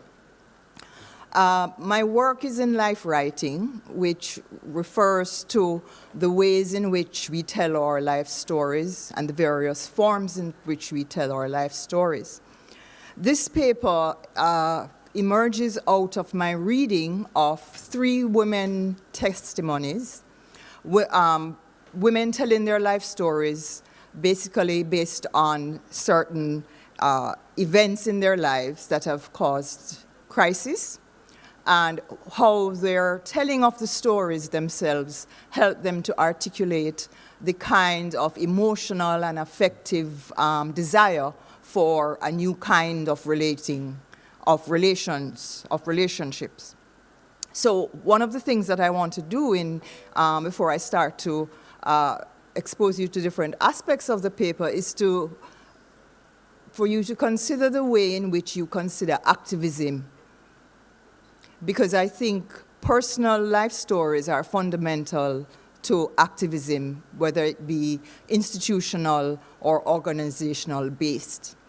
And in the Jamaican context, testimony is a word that causes a lot of anxiety. We think of testimony in court. We think of testimony in Jamaican context as part of the informal culture. We think of testimony as an important silence-breaking, code-shattering kind of act. But in these 3 texts by millennial women, the testimony that I am calling textimony is basically the telling of life stories in a way that is published. And so I want us to think of testimony as having a history in Jamaica, especially with women who are able to bring to the fore the truth about their lives, the difficulty of their lives, and that this testimonial process creates what is called a testimonial transaction. So I want to reference historically in the Jamaican context the significance of Lionheart Gal by Sistering Theatre Collective. And 40 years after Lionheart Gal, we have 3 young women who are writing about their lives and the implications of this. So let me just start here. The texts that I explore are Almost Doesn't Count by Denisha K. Fraser, Childish Thoughts by Marian Mirage, Marian the Scribe, who is online, and Pressed to Progress, The Journey from Devastation to Determination by Rochelle Drummond. These are part of the new generation of women making use of digital publishing facilities. This vibrant industry provides innovative ways to connect readers, writers, and integrating the best practices of traditional publishing with the latest innovations of the digital world. There is a greater autonomy over the expression and presentation of ideas in a non-collaborative context. The authors are millennial women who grew up in rural communities and are educated professionals. The women speak about the impact of illness, divorce, and sexual abuse on their lives, and the support offered by their respective faith communities. In rethinking activism, I want you to realize that the text presents the lives of the women as churchgoers. So rather than thinking of activism as only in terms of an institution, the whole idea of the church is here. These individuals make constant reference to a group of supporters and prospective readers who form part of a testimonial network that connects affective response and judgment to truth-telling. The texts are here considered testimonies to echo their connection to oral church testimonies, which take place in the sacred spaces of the official church functions. By writing and publishing their own stories, they create a proximate space that demands recognition and response in terms of social action and social justice. The testimonies of these women belong to a larger framework of women talking about their lives in the hope of obtaining justice for hurt experienced. The texts adopt strategies of omission, masking, and reversals to voice hurt that is difficult to articulate. The strategies all women convey different levels of emotional control to depict their experience. In Almost Doesn't Count, a reflective retelling of a sudden bout of illness causes the writer to consider her actual life threat.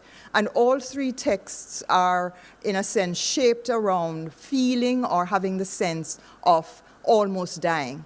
And it's a fundamental characteristic of these texts who suggest that the women who suggest that their very lives are at risk. And it is this idea of at risk that makes the testimonies even more important. What counts in the texts are not only the support of church members and clergy, but what the women are hoping to find is that the pattern of their testimony explores further their suffering in times of physical weakness and being alone, as well as the joy of other people spending time with them. In Childish Thoughts, Marianne Marage is more open to sharing the deep disappointments of failed relationships, physical violation, and the collapse of her marriage in the first 40 years of her life, documented in the text. Her growing awareness of Hashem as a force in her life has brought her to maturity, forgiveness, and healing. The testimony, the three texts, attest to the goodness of God through the life of the writers. By narrating moments of suffering, betrayal, and disappointment, the writers map their lives as women of the church, where support is deep, even though gaps are revealed, which puts them at odds with expected norms. The church that are represented are being called into question about the quality of life that even those who serve and support will actually need. Okay, that's it. Thank you. I think if you have any questions for Dexnell or for myself, you can just raise them.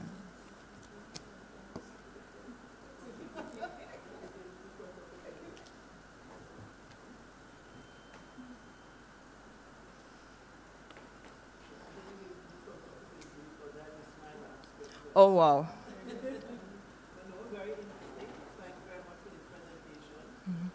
Comments or no questions from me on your presentation. Okay, great. Thank you very much for it.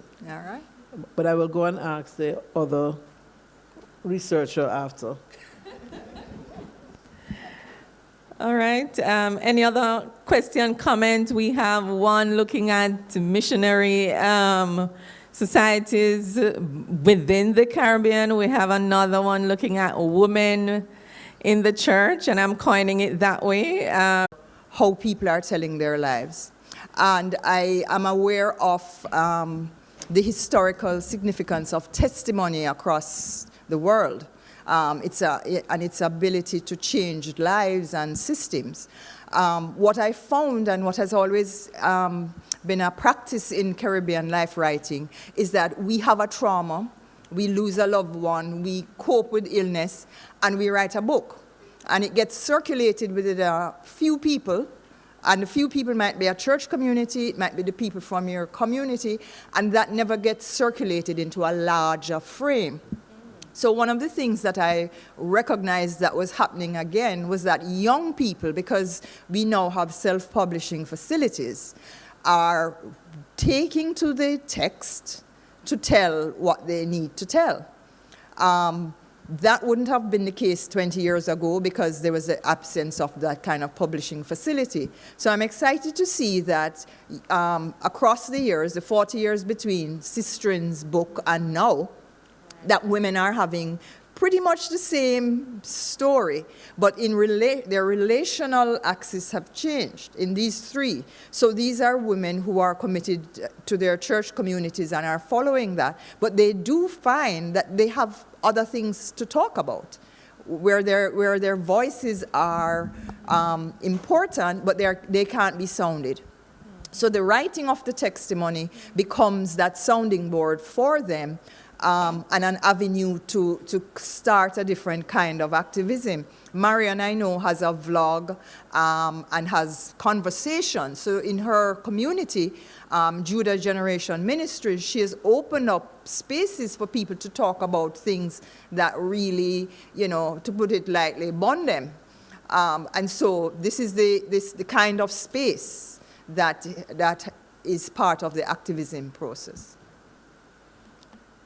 Yes. Yes, fascinating work, Lisa. My question is, what are some of those gaps? You mentioned the gaps in your presentation. Right. What are one or two of those gaps? Well, one or two of the gaps is, I think, understanding the boundary between responsibilities and duties and humanity. I think testimony manages to capture one of the central critics, Whitlock, who talks about post-colonial testimony, talks about the ways in which there are gaps that have no name. And the absence of name is not because they cannot be named, but it's because the structures of society have not sanctioned a name for them. So some of the gaps are that sense of the kinds of relationships that support us, the kinds of expressions that we are allowed as women, the kinds of conversations that are fostered as serious and necessary. So you can be a committed church-going person who feeds the homeless, clothe the naked and all of that, but your own emotional resource and its generation becomes a problem. So the testimony falls into the kinds of focus on the affective turn and what the affective turns asks us to think about and to listen to as if we've not heard it before.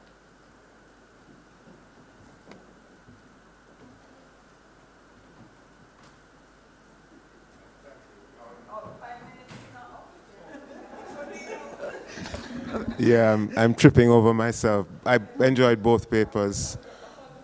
Yeah. But I'm fascinated by the testimony idea, and I wondered if this space that you've identified, if it is perhaps a kind of secret space, you know, really requiring those who have the time to sit with things that might be private. So I'm wondering, to what extent do people use pseudonyms to be able to have these conversations, and how much engaged are the congregations in these kinds of testimonies? I don't know if you get what I'm saying. Yes, so is it a small section of the congregation that's really looking at this, or is it viral in a way that now everything is out in the open?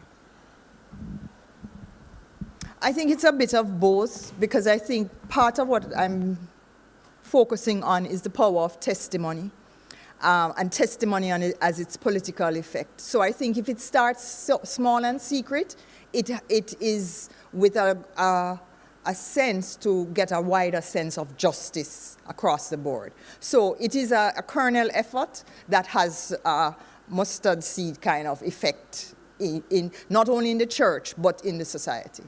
Thank you. Thank you very much for the questions, and thank you to our presenters, and again, challenging you that we're looking forward to the publication coming out of the writing retreat.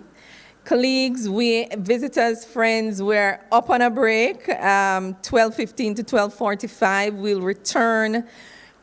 The temptation may be there to go to your office and remain, or to go off and not come back. I am going to encourage you, I'm impressing upon you to return for the session, the panels that we have after. We have some graduate students who will be presenting. I want to also apologize to them and their lecturer for the oversight with their photographs missing from the program, but we'll ensure that that is sorted, and the copy that's uploaded on the website, your photographs will be properly displayed. So we are on a break. We are inviting those who are here to walk over to SLT4 as well in the School of Education building to view the Photo Voice Research exhibition. So we return 12:45. See you then.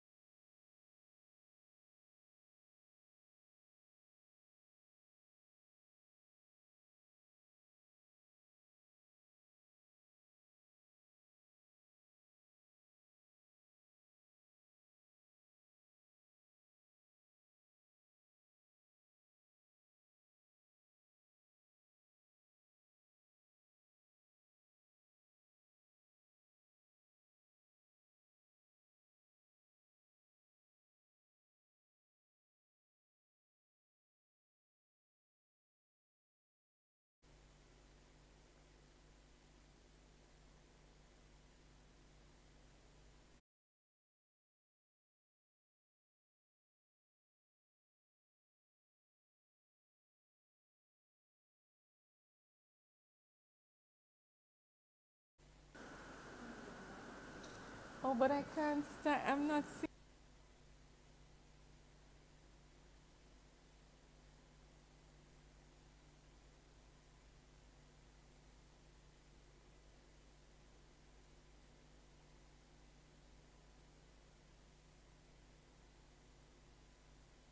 Good afternoon, everyone. Welcome back to our Faculty of Humanities and Education Research Symposium. This is the afternoon session, and we have some exciting papers lined up for all of us, both online and those who are physically in the room. I note I got a message from someone online asking if we were finished. And so please send the message to everyone you know that we're back on. We were only on a small break or a short break to refresh ourselves and to get going. So the first panel that we will have sharing with us comprises two presenters. First, we'll have Deborah Ferdinand James, and she will be presenting on Caribbean teachers rising to creativity as a nurturing behavior, and she will present for 10 minutes. Followed by Dr. Ferdinand James, we will have Tashaya Young, who will be presenting on corporate visual identity, the art of Jamaican micro, small, and medium-sized enterprises brand communication. Tashaya is from CARMAC, and Dr. Ferdinand James is from the School of Education. I want to just put a little plug in here for Tashaya before she comes, that you know we have been talking about the Photo Voice research exhibition that's happening in SLT 4, and some persons would have viewed it a short while ago.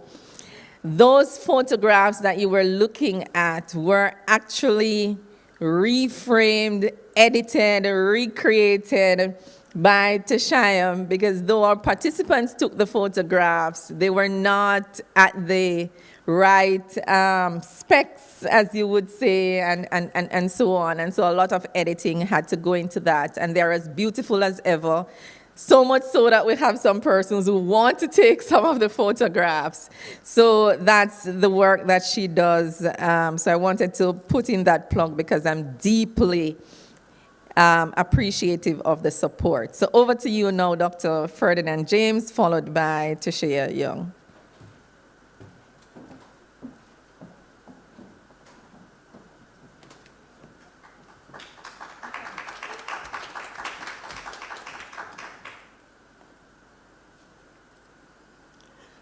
So, pleasant good afternoon, everyone.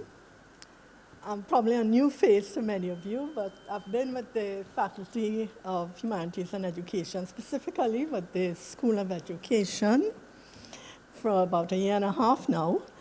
And I'm the coordinator for the Masters in Leadership in Workforce Education and Development, Technical Education, Workforce and Development. So most of, I should say, all of my faculty in my program, they are adjunct. So we do all our communication online because they're not here on campus. Hence the reason you will not see me very often around. So like instances like these and for meetings, then you would see my face. So I am Deborah Ferdinand James, and you can now put a name to the face. So my presentation this afternoon comes from an international study on nurturing creativity for teachers. And I have to say, you can tell from my accent, I'm from Trinidad and Tobago. And so anything with creativity, the other two C's come for me automatically, Carnival and Calypso. So it's you know, when the lead researcher for this project approached me, it was no problem to say that this instrument is in the making. It's almost completed in terms of its use, and I'll share with you the findings of the research briefly. I'll do a short methodology, the results, and a short discussion given the time. So there's a lot of talk about creativity now. I'm sure you know that it's one of the key skills employers are looking for now amongst graduates and potential applicants for employment. In fact, the World Education Forum recent 2023 Future Jobs Report has creativity as the second most needed or important skill for workers and employers. You can see it there on the screen. Analytical thinking would be the first. And we know in reality the process never really happens like that. You analyze and then you think creatively. The thing happens all at once. Sometimes you have a creative idea and then you have to analyze it and so on. But just to stress, there's a lot of talk about the need and the value and the importance of developing creativity. But nurturing it is a different story, and we're not seeing that in the literature. How do we nurture it? We know it's needed and so on, but how do we nurture it? Is there an instrument to measure it?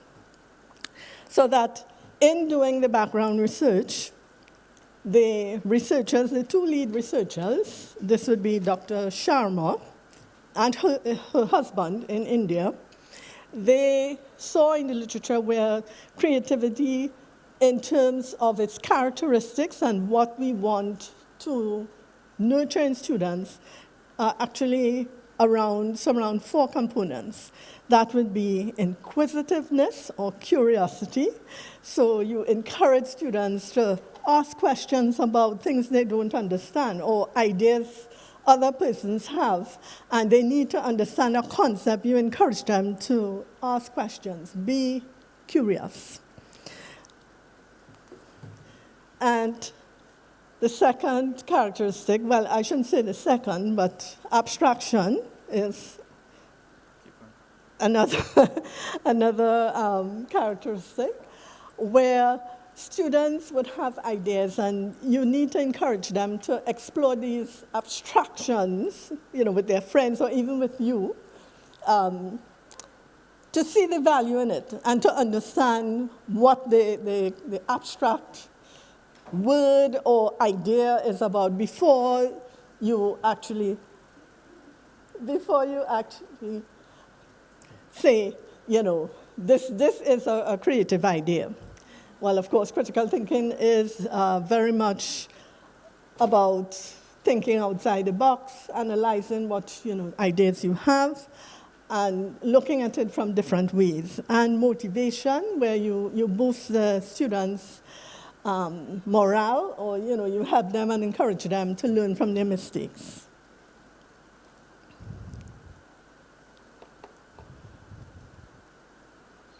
Okay, so I'm not sure.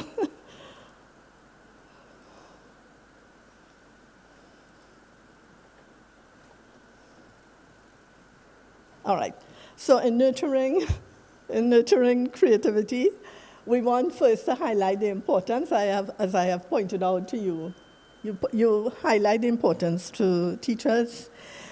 You then measure it to know where the gap lies, and then you develop it from where the findings show there's a need.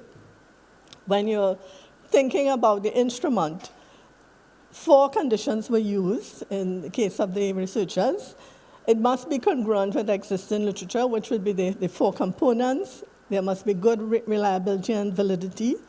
It must be concise, because teachers don't have a lot of time to, go and take time to fill it in. And it must be culturally sensitive across cultures.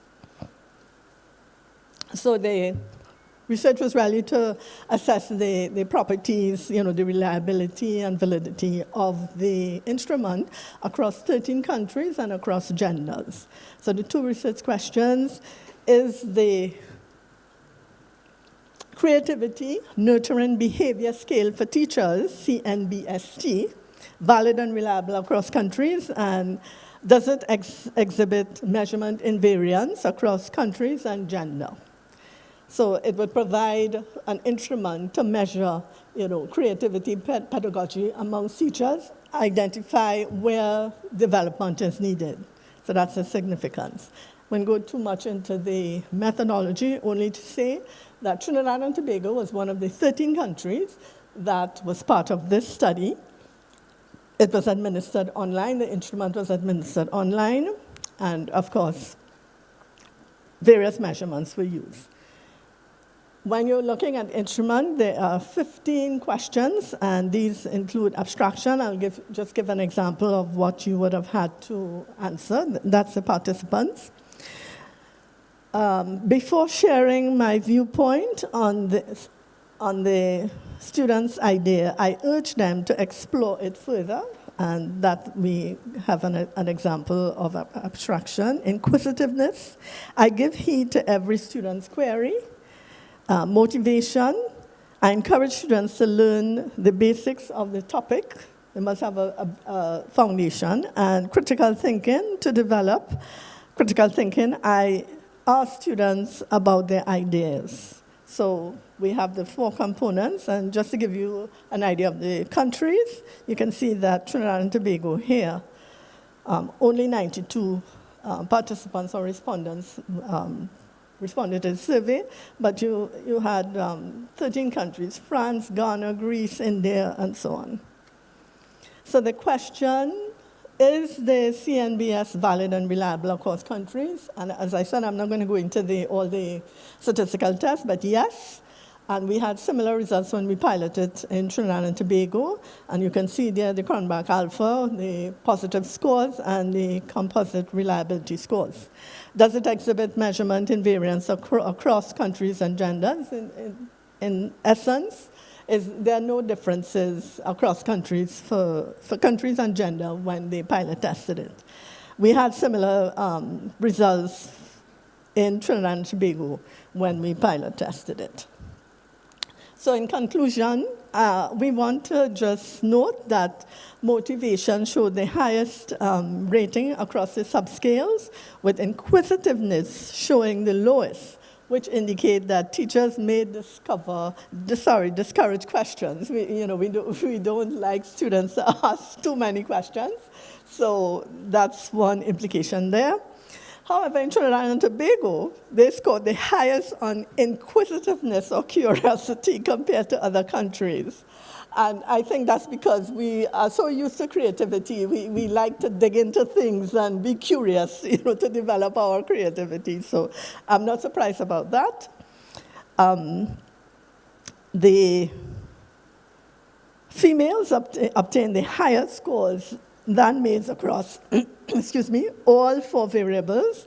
And this supports existing research that females are actually more effective in teaching than males. That's in the research.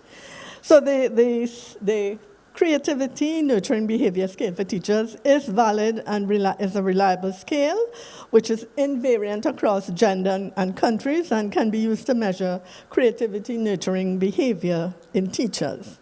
However, and identify their developmental needs. But for Trinidad and Tobago, we will not take this as the given for the Caribbean, because Jamaica is a lot larger, the largest.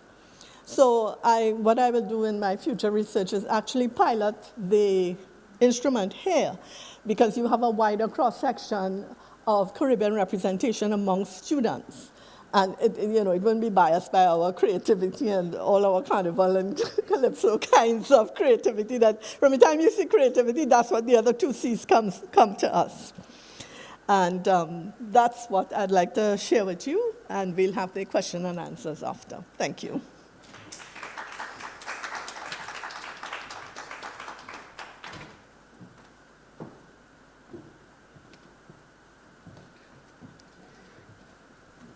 While the presentation is being set up, I would like to thank Dr. Roof for inviting me to present, and you're most welcome. The Photo Voice presentation. My name is Tasha Young. I'm a graduate student at Caramac. I'm a registered graphic designer. I have a past in business, and yeah, that's just a little bit about myself. This presentation is for my MPhil PhD, and it's currently at the proposal stage, being prepared for ethics. So to not waste any more seconds, we will go right into it. So it's the art of Jamaican micro, small, and medium-sized enterprises brand communication. So pretty much we see that visual communication has evolved from cave paintings, and now in today's world, businesses pretty much can't ignore it. In order to implement their visual communication is actually a scalable strategic process that can be applied to any organization despite the size of the organization. MSMEs, why MSMEs? They actually are very important. They account for 43% of Jamaica's GDP and 80% of jobs. One problem is that the entrepreneurs generally lack financial resources and they are unable to communicate formally.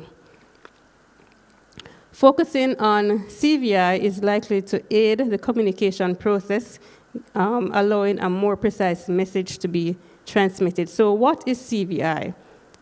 It is, as Melawar, a guru in the area, it's a graphic design at the core of the firm's identity. It's a tangible asset that helps the entity to communicate with stakeholders, and in essence, the elements are the brand name, logo, typography, color, and slogan. So why is this study important? People may ask, so what? Pretty much, I would love to add to the body of literature in the Caribbean because it is limited. Also, there's a significant increase in technology and digital media, which is the primary medium in which MSMEs communicate.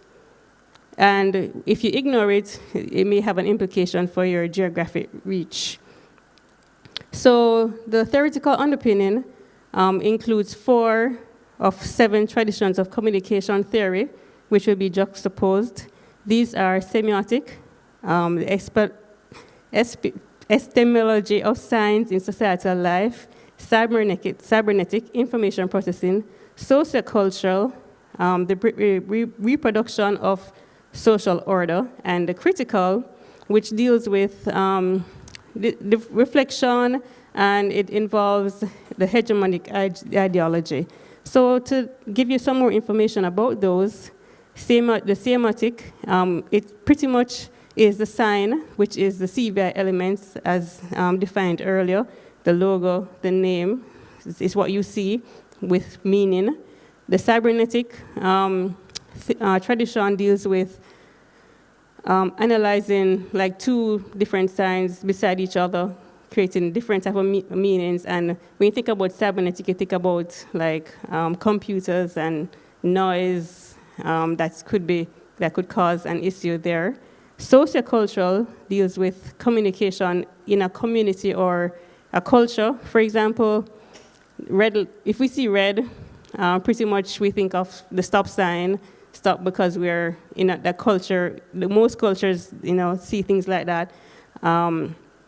In Jamaica, if we see green and yellow and black together, we think Jamaican culture, Jamaican flag, right? So this is what the sociocultural is all about. And the critical tradition, I'll just look at, for now, the marginalization. Researchers see the MSMEs as the underdogs in the business arena. They're the ones that have, they're lacking in resources. So I'm not sure if you can see this, but I'll explain. There's a model called the Powerful Entrepreneurial Brand Model by Utu Banjo. It was created in 2018. He pretty much looked at previous models by Craig, Keller, and made something that he says is more powerful. And it aligns my study in that it looks at CVI relating to brand personality. And if you think about the communication, the original Shannon and Weevil communication process where the sender sends a message transmitted through a medium, it goes to the recipient, and there's noise and there's feedback. So this looks at CVI in that measure. So you have CVI, which feeds to how it's communicated formally through print and electronic ads.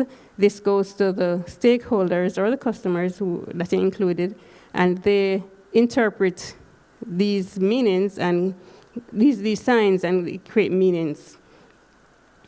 So literature review, briefly, Craig,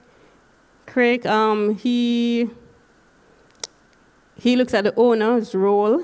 So pretty much the owner is the one that conceptualizes what they want. And then further study in 2021, Tuare and Meta, they look at the importance of professional support. And lastly, Choi, a Caribbean researcher, she looked at graphic designers and said that they generally do work that optimally aligns with what the client wants. They possess the skills, but they have limited tools. And this is attested in other literature. If you go to Adobe Creative Cloud, which is like the most popular graphic design tool, try to purchase it within the Caribbean, you'll see that you can't. And the evidence is there where other persons from St. Lucia, Trinidad, Cayman Islands have tried, and they're writing to the supporter saying, how can I get this? And then you might say, so why should an owner get help from a professional graphic designer? What about things like crowdsourcing organizations like Fiverr and Upwork? You can pay $5 for a logo, but that also has its problems. And then there was Canva that came about in 2013, where entrepreneurs try to do things themselves, but is that really the best way? And in 2024, we now see that there is AI tools that you can go on and just say, give me a logo that looks like this, and something actually come up, and it is, if you pay, you can get a vectorized logo. So those are question marks. So the first research questions basically is, how do MSMEs create their visual identity? Secondly, I'll just go faster just because of time.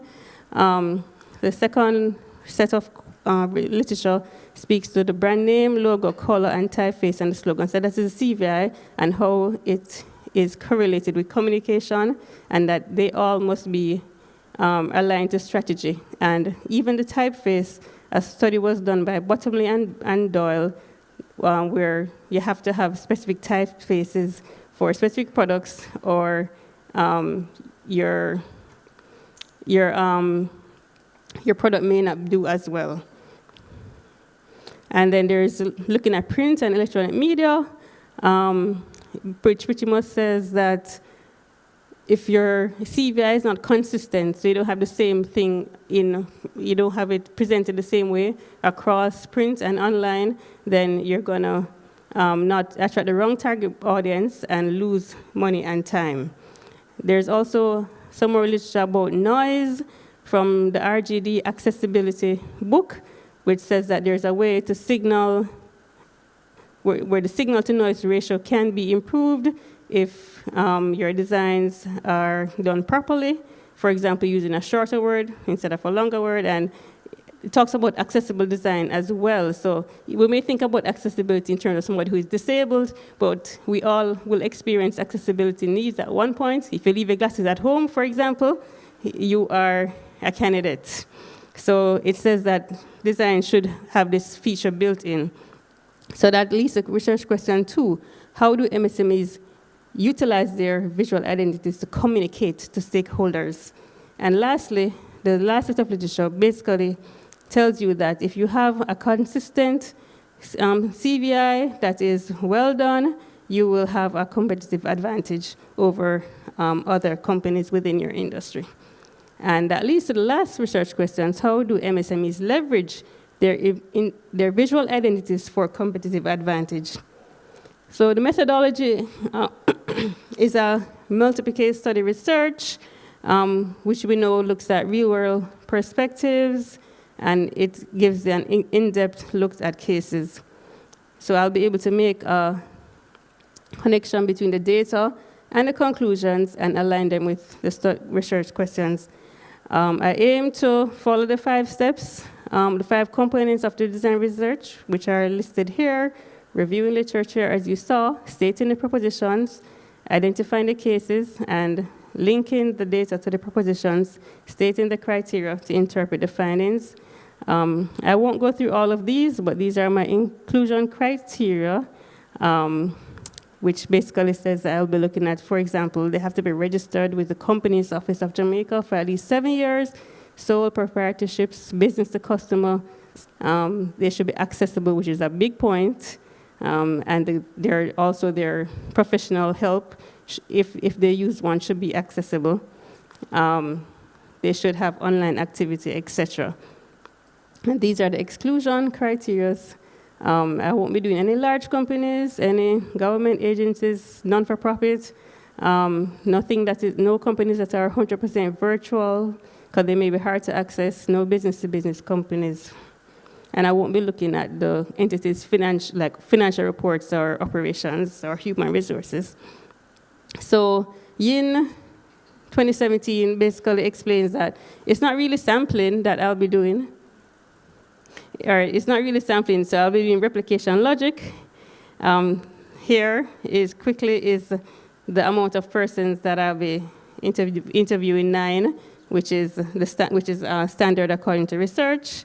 The number of interviews by the, the data collection instruments, and pretty much that is analysis will be done, the pattern matching, and we can understand, we get a gist of what my research will be about. So data analysis will do, as I said, pattern matching, and this is a list of patterns that for and against. There's triangulation from data analysis, document analysis as well, and I will be doing rigor, which with the pattern matching actually helps with, and I will adhere to the ethical considerations listed here, and my limitations are as a typical case study limitations that the interviewees may not be interested. False responses, documents not available. And future research, the use of cross-case data analysis, which I hope to probably end with my PhD with, to generate a theory or some steps or a model that MSMEs within Jamaica can use to be a guide for them when creating their corporate visual identities. Thank you.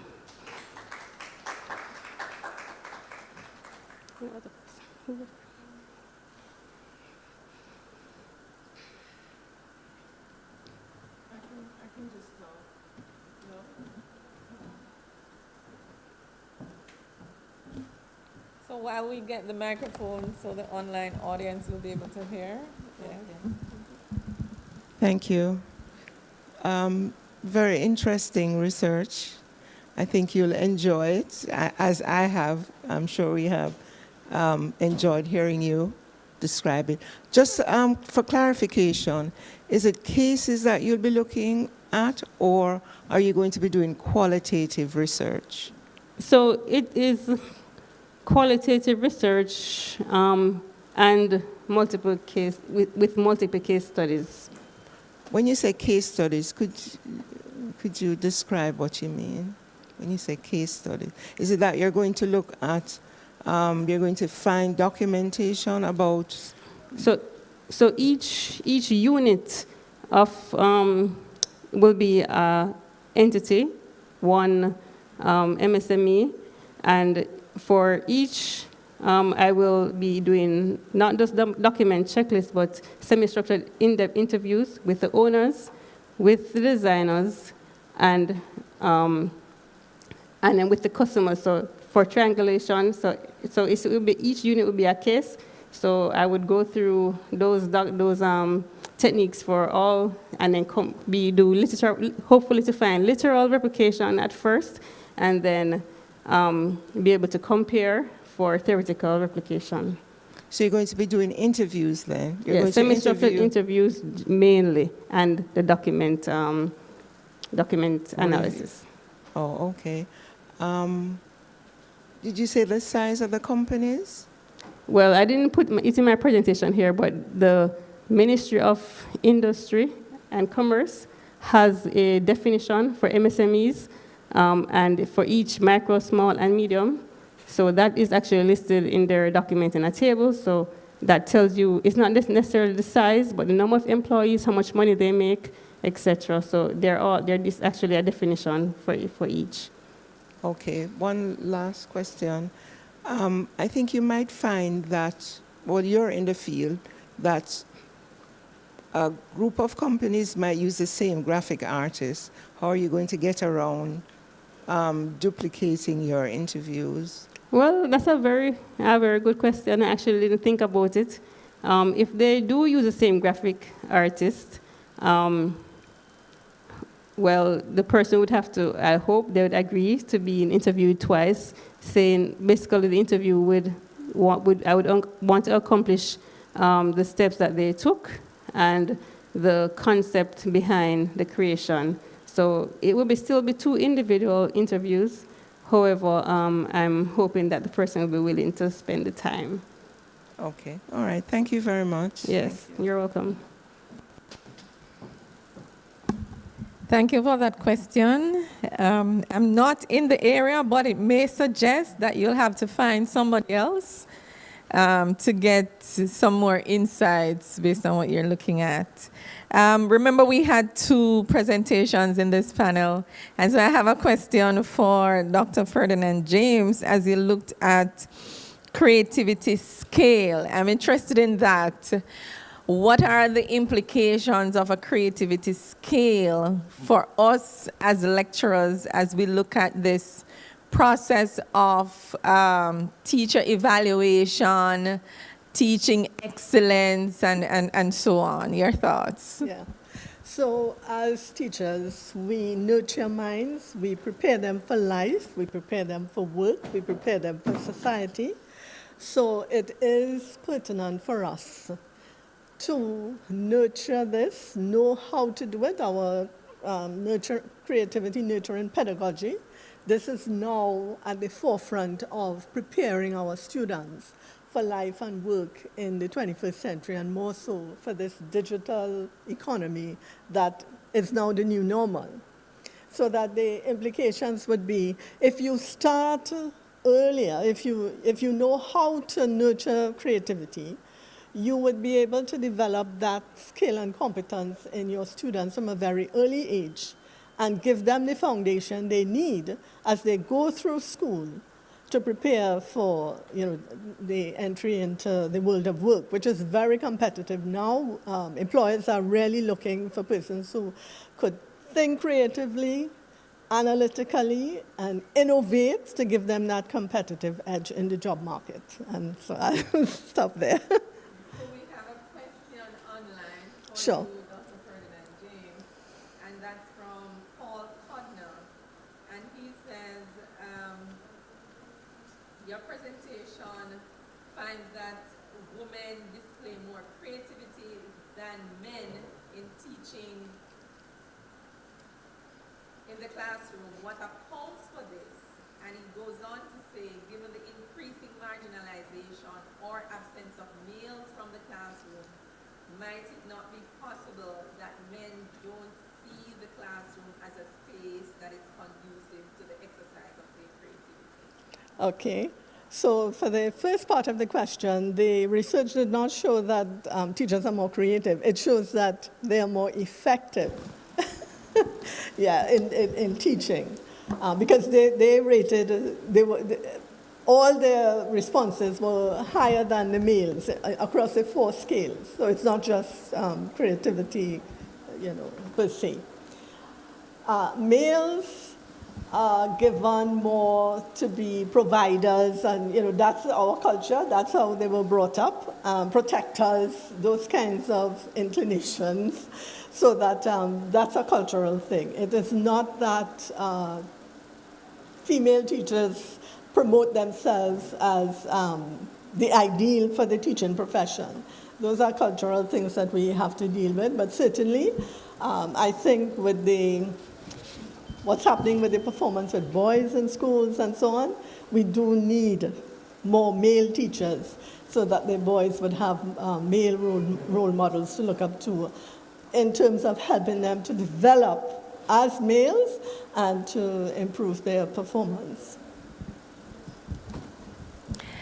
Thank you both so much for your presentations. I think both were looking at creativity, though from different aspects, you know, one from the teaching and learning aspect and the other from brand identity. Tashaya, I look forward to your study because it's interesting, given that many times small businesses are concerned about the bottom line and how to make more money, you know, rather than focusing on their identity. So quite insightful. We look forward to that.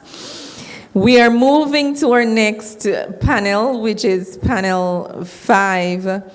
And the first presentation will look at increasing Jamaica's higher education access, meeting international standards and local economic demand, a logic model approach. This will be by Julia McIntosh-Smith, Natoya Lee, Melanie Morant Hall, and Dr. Agbola as team. Following that presentation, we will hear from Sharika McGowan Hunter, who will be looking at anchoring postgraduate students' experiences during the COVID-19 pandemic through photo voice research.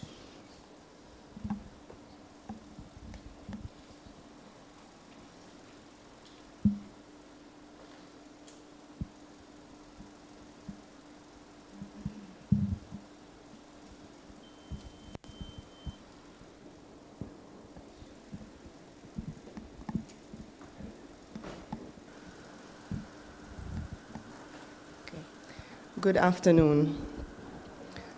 I am Julia Smith, Julia McIntosh Smith, and today we're going to be having a conversation regarding increasing Jamaica's higher education access, meeting international standards and local economic demand.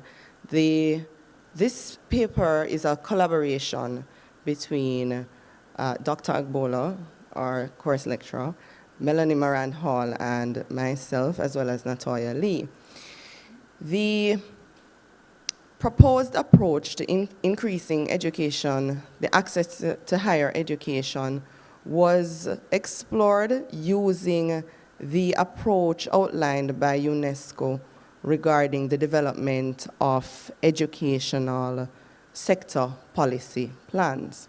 Now, this is the outline, and as we go forward, I hope you can understand the context with which this proposal is being put forward. Now, an education sector plan, just by virtue of making it clear, identifies specific strategies that are required in order to achieve intended outcomes. This includes human, technical, financial capabilities, and other priorities. It must be mentioned at this juncture that it is impossible to achieve national development without capacity development. The driving force for local development is inadvertently and unequivocally connected to education. If the people that are required to drive the future are not equipped with the skill set, then we're basically fighting a losing battle. Now, when we talk about higher education, this encompasses post-secondary education, public and private universities, colleges, technical training institutions, and vocational schools. The Ministry of Education and the University Council of Jamaica have responsibility over this subsector of the education sector. The draft that we have, that we are working from right now, is the educational sector plan, and we're actually living in very exciting times with regards to educational planning, with the inclusion of a program that has been developed by the university for that. It is critical to understand the relevance of the Patterson's report, as it acts as a bit of, greater context to the actual educational plan.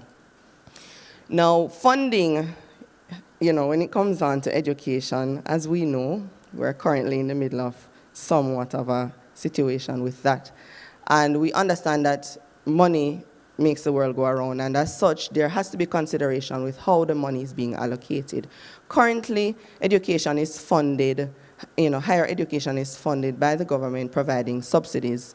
The Prime Minister himself would have pointed out that there is a need to explore options regarding how we allocate the funding and not necessarily just providing subsidies. If the access rate currently is not where we want it to be, then we have to begin to do things a little bit different. If we say that we are providing subsidies, but then the people are not accessing the service, then they're not able to benefit from the subsidies. And as such, a logic model was considered in terms of helping to understand what the gaps are and how to address them in a systematic way. Now, the gaps that were highlighted in the document, which is the education sector policy plan, the education sector plan, is a lack of current data to drive and inform decision making. That's almost like a bell that has been ringing in this room from we've started this symposium. The relevance of courses that are being offered by the universities in relation to labor market and limited access due to entry requirements. Now, that alone is an issue because there's a disparity across the different higher education providers in terms of what entry-level requirements are for the various programs. And of course, the rates of access, which this is connected to the first point of data-driven, because everything is disseminated. Each campus has their own data. And so in providing greater access, we need to understand what the current rate of access is. And to really tie that down was a bit of a challenge. The last figure that we have dates back to 2018, 2019. And so we need current data.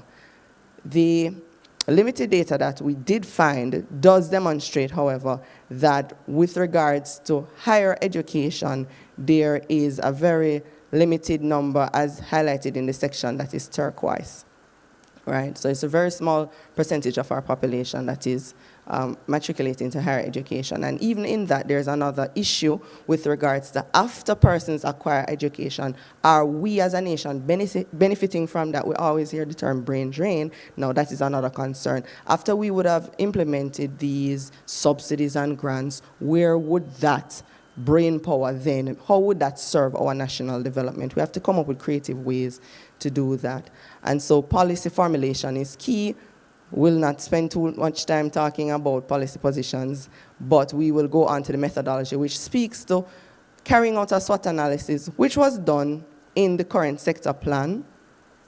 And various issues were identified, strengths, weaknesses, opportunities, and threats. Now, coming out of that analysis, the development of a logic model, which is driven by objectives, would then chart the course for a future access rate that can be monitored, evaluated, and improved with time.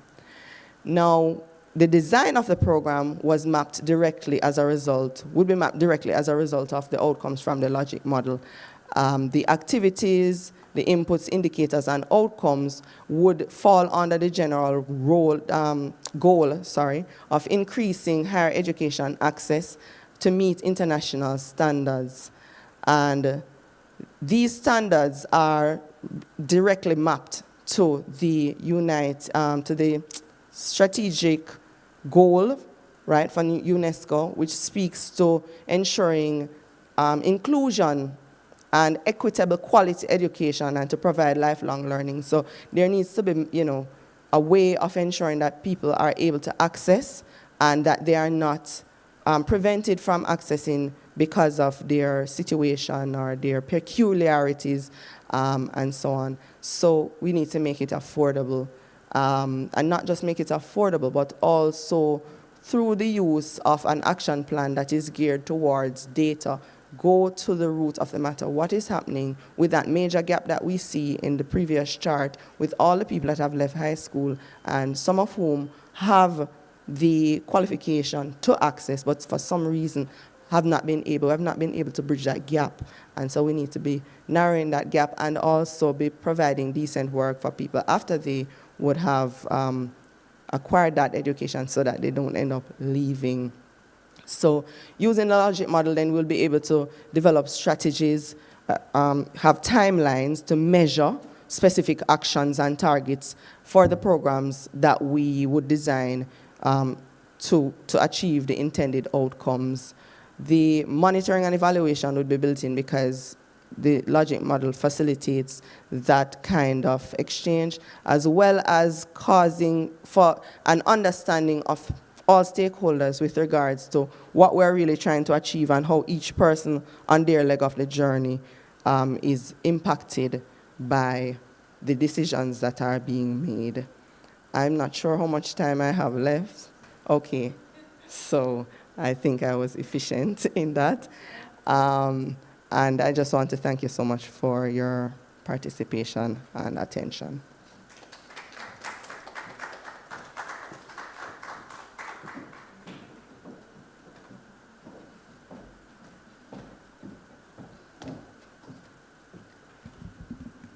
Good afternoon, everyone.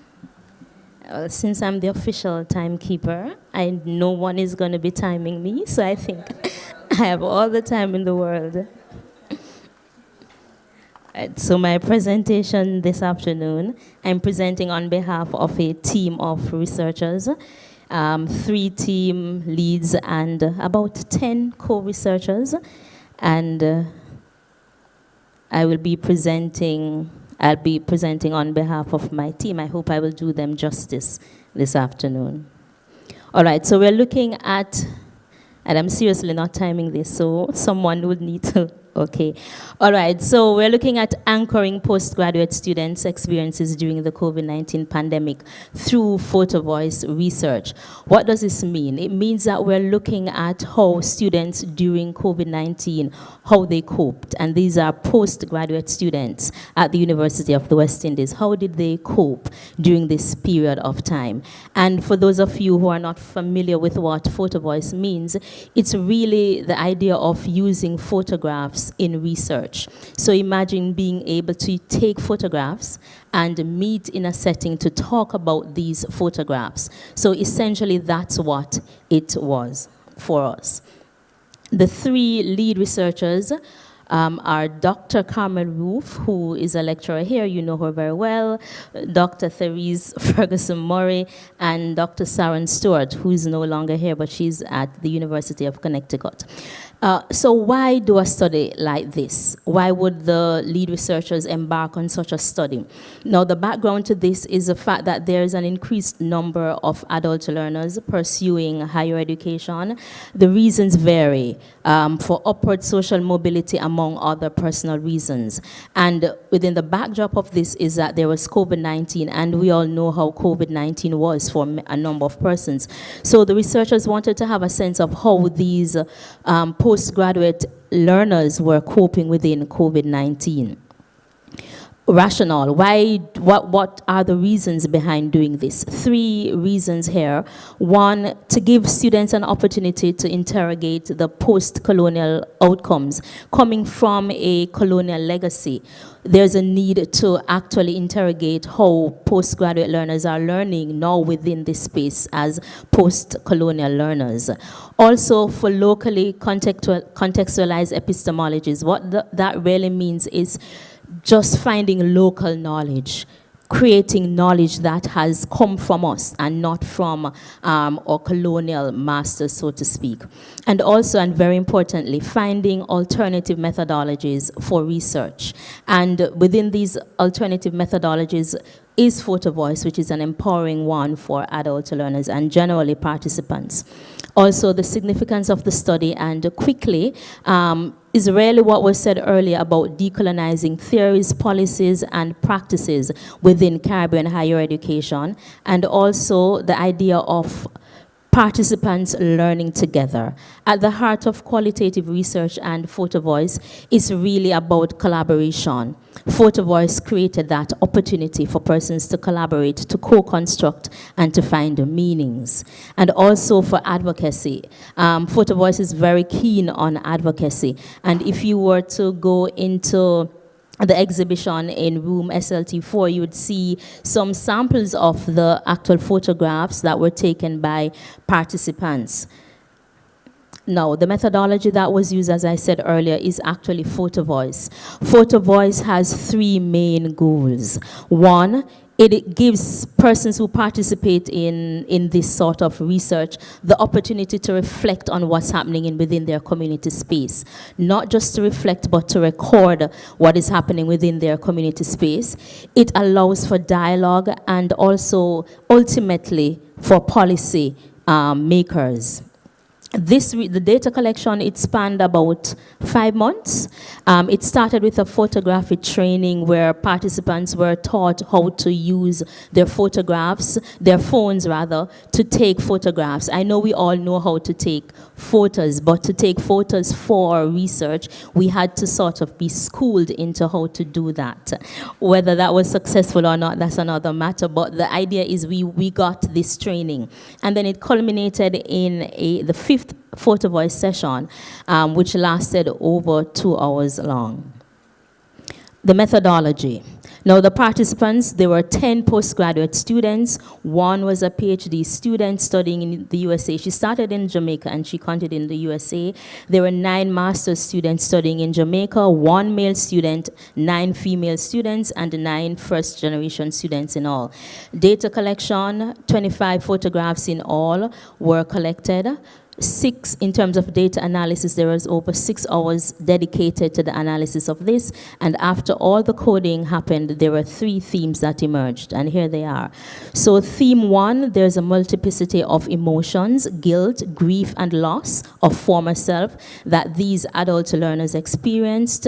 The higher education experience as a balancing act, COVID-19 as a double-edged sword. These are the 3 themes that I will explore quickly.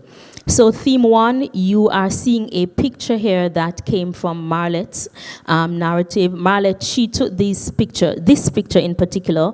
There were 2 boys, her sons, who were running on the beach, and for her, it was her way of trying to find ways to cope.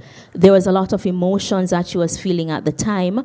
As a student pursuing higher education, I have always wondered if I'm balancing all aspects of my life. Family is important, and so she was wondering if her family was losing out on the focus that she now had on her academics. So she took this picture in order to try to find sort of a balance, so to speak, as she sort of thought about her emotions.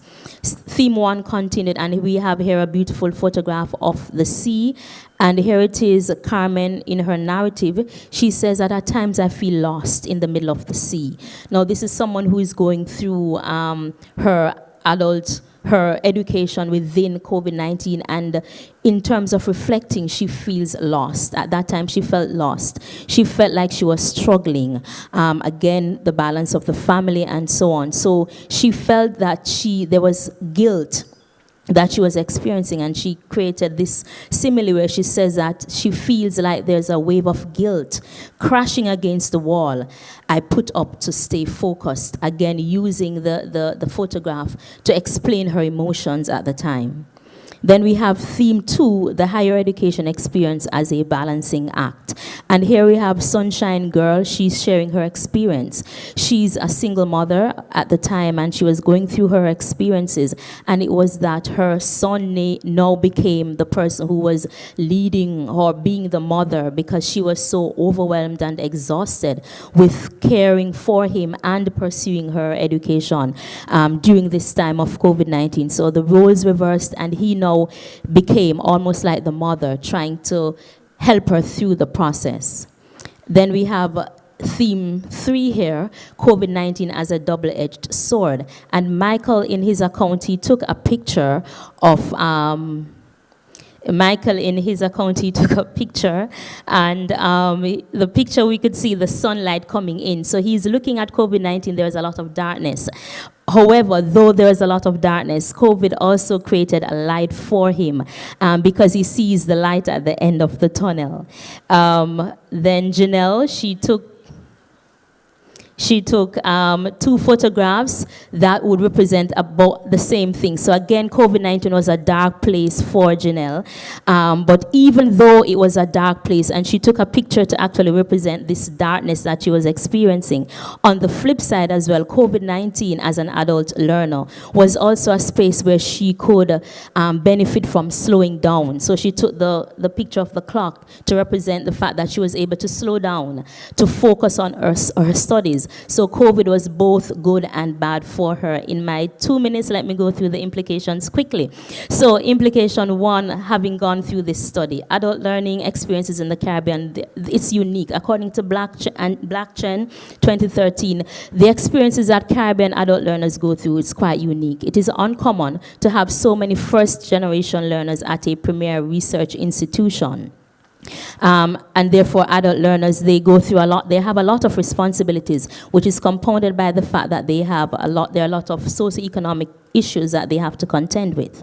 Implications 2, adult learners in the Caribbean have certain characteristics, and I'm going to just deal with one here. They persevere. If you were to listen to Sunshine Girl's story, she is not just a single mom, but she's a single mom who was struggling through COVID-19, but she was not going to give up. And so that is a characteristic of the Caribbean learner, which Barrett and Mighty speak of. Implication 3 is going back to looking at using research like this type to empower students. So these methodologies, they are different. Photo voice is fairly new. It's just started in about the late 1900s, so it's fairly new, but it gives the space for empowerment. It is action research in the making, in light and in form. And lastly, implication 4, again, going back to the idea of enhancing levels of support needed for these students. If we are to think about the students who are working at this space, who are learning in this space, there needs to be pedagogies that provide opportunities for adult learners to share their unique real-life experiences. There need to be social support groups that help these students, and there should be mentorship as well to support these students. And I hope I did it in 10 minutes. Here are the questions.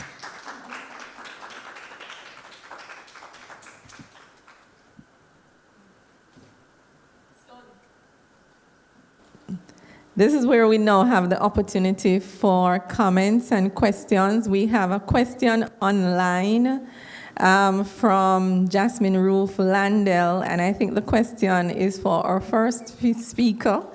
The question is, will this study be replicated to look at other international context? Let me read verbatim. Just wondering if this research will look at similar international institutions and compare the level of access offered. Absolutely, because in order to meet international standards, we want to explore what would be coming out of the literature in that regard.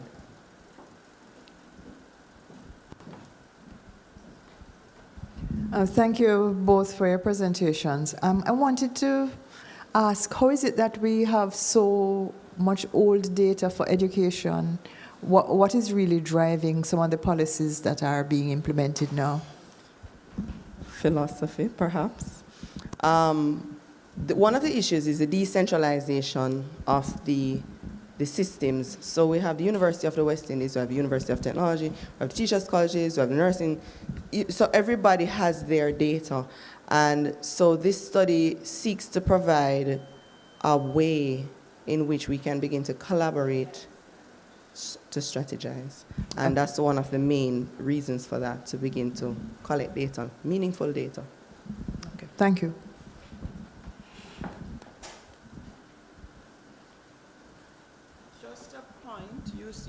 You said that the UWI gets 80%? Is that the university, you mean UWI? Yes. That figure is way out of date. It's close, it's like about 40%. So you Okay. have to find, I can't think offhand what a source to tell you. I will check for you though, but I'm positive that it's about 40% Okay. that we actually get. Huh? Good. Yeah, that's one place, but it's definitely not 80%. Right. Thank you so much.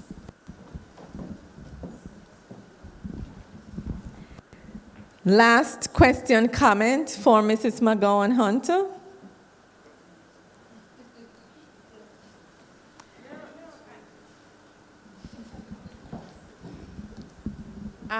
Yeah, I'm fascinated by photo voice. But this last slide here about Black trend, that non-traditional adult learners in the Caribbean are more demanding of faculty. That has been my experience. And what's interesting, it's a good link to Bola Agbola's presentation and how you can support, what are the ways we can support first generation adult learners who are largely women. How can you support them through the system? Because it's very difficult. So I don't know if you have any suggestions as to how we can do that.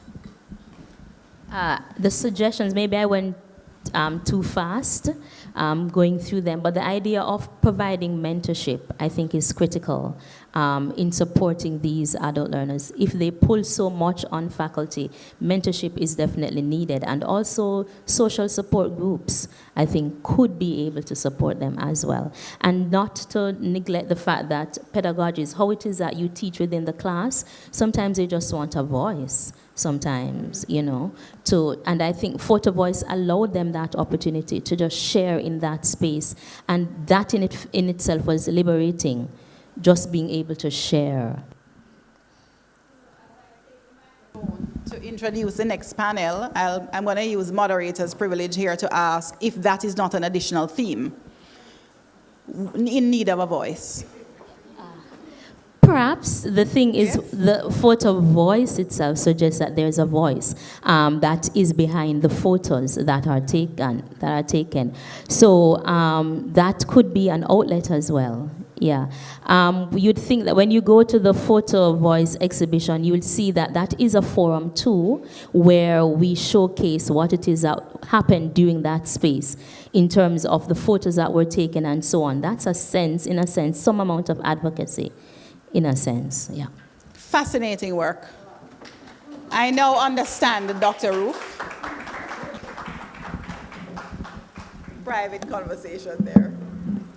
Yes, so good afternoon, colleagues. We're getting on well, aren't we? For those of you who have stayed the course, I'm sure that you would have learned some things that you were not exposed to. I'm talking now about our physical audience and those online. Fascinating to be able to, even myself as a member of this faculty, learn about the work being done by our colleagues. So we move now to our final panel. We've come a long way from this morning. I want to introduce Dr. Sandra Elizabeth Minot, who is going to present to us of COVID-19 and bilingual sentence strands, a mathematical iteration toward Creole robotics. We missed that presentation this morning. And then in this final panel as well, we're going to have two presentations additionally. One from, oh my gosh, the name is not here. Right, okay, it's above for some reason. Tania Wilkins Miller, yes. The role of plant heritage stories and music in connecting Caribbean youth to climate justice. Fascinating.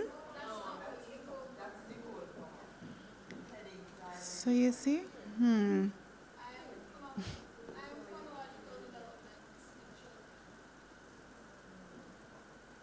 At the top, my apologies, colleagues. These are our additional presentations. Phonological development in Jamaican children, the case of the good English vowel by Tania Wilkins Miller. And then again, the role of plant heritage stories and music in connecting Caribbean youth to climate justice by a team of researchers headed in this presentation, or to be delivered by Dr. Nicole Plummer.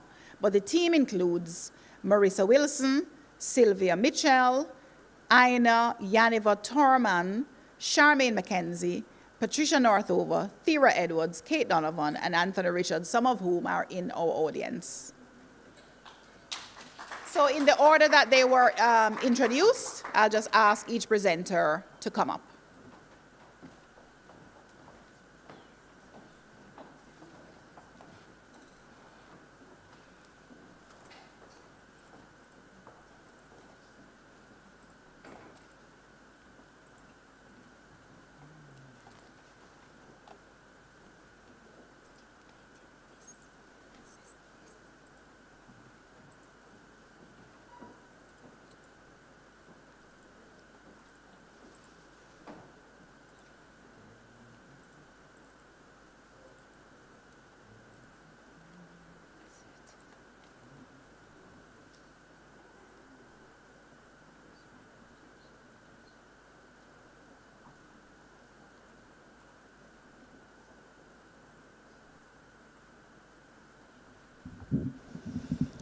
So, pleasant good afternoon to a wonderful audience.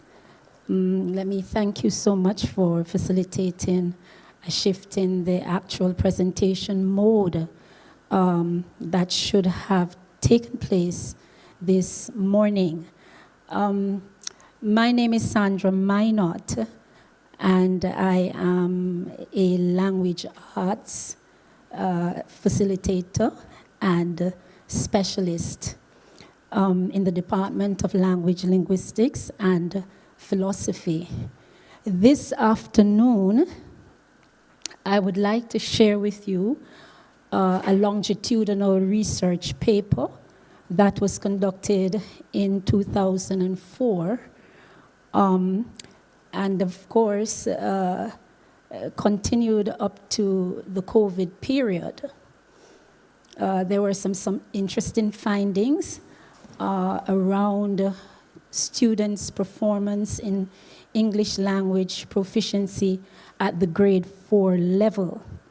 The findings have mathematical implications for Creole robotics, and I hope that my 10 minutes will allow me some leverage to share same.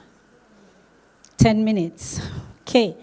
So the research originated from several Jamaican situational challenges that existed and continue to exist.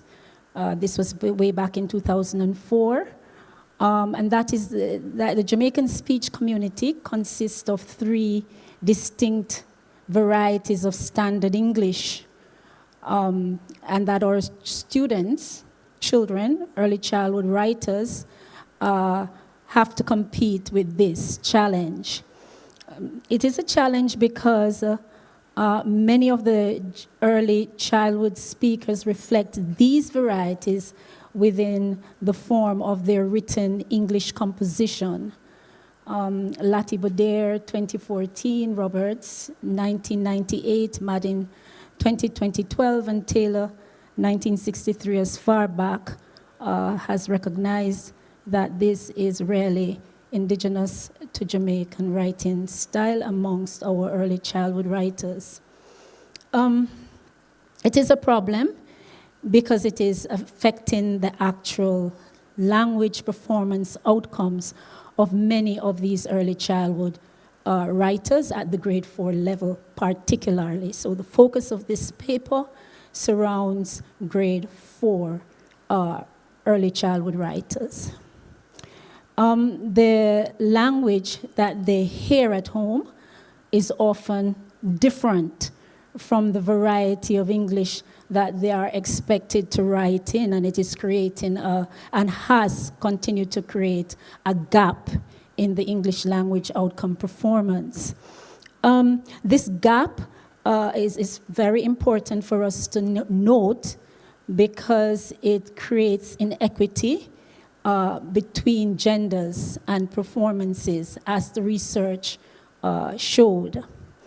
At the time of the research, there was no psychometric instrument that was accounted for the evidence, that could account for the evidence of these varieties in the written English composition of the grade 4 students that were targeted.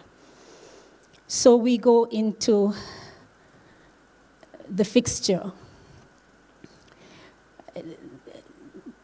The inequity is a risk to the well-being of these students. Consequently, developing a psychometric instrument that is culturally aligned to their writing exposure and experience is important.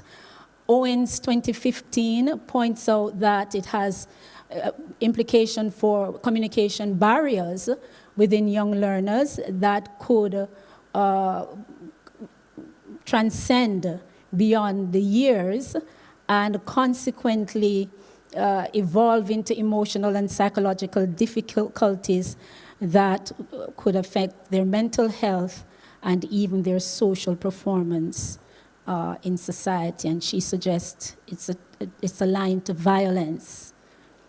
So failure to detect how Jamaican children use L1 to acquire L2 can therefore put them at risk. So how they use their own language that they are accustomed to, their home language, to acquire the targeted language in the classroom is very important for practitioners to note and to account for.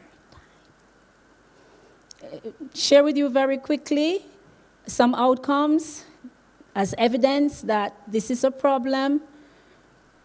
Here are some charts to show the gaps. The purpose of the study was then to provide a contextual response to the Ministry of Education and Culture in 2004 and then 2012, a call for more quality control type of classroom-based assessment that monitor educational outcomes against input. So the psychometric instrument was developed to respond to that. The instrument identified 3 varieties of creoles found in the written English composition of selected grade 4 students and the correlation of such varieties between gender and reading levels using 2-phased piloted bilingual test scales. So the instrument was piloted twice and calibrated for some missing, we would have said scales that were evident in the actual composition of the scripts that were looked at by linguists. So for example, some scripts would have reflected equal usage or reliance, so young students relying equally on the mesolectal and the acrolectal range. The scale in 2004 did not have those boundaries, and consequently it was reiterated or recalibrated to include an accurate reflection of this. In the second phase, successfully did that, and consequently, the results showed some interesting things. The methodology was a mixed methods approach. The study used 110 students, as well as their English language arts teachers from 3 primary schools from across 3 parishes within Jamaica.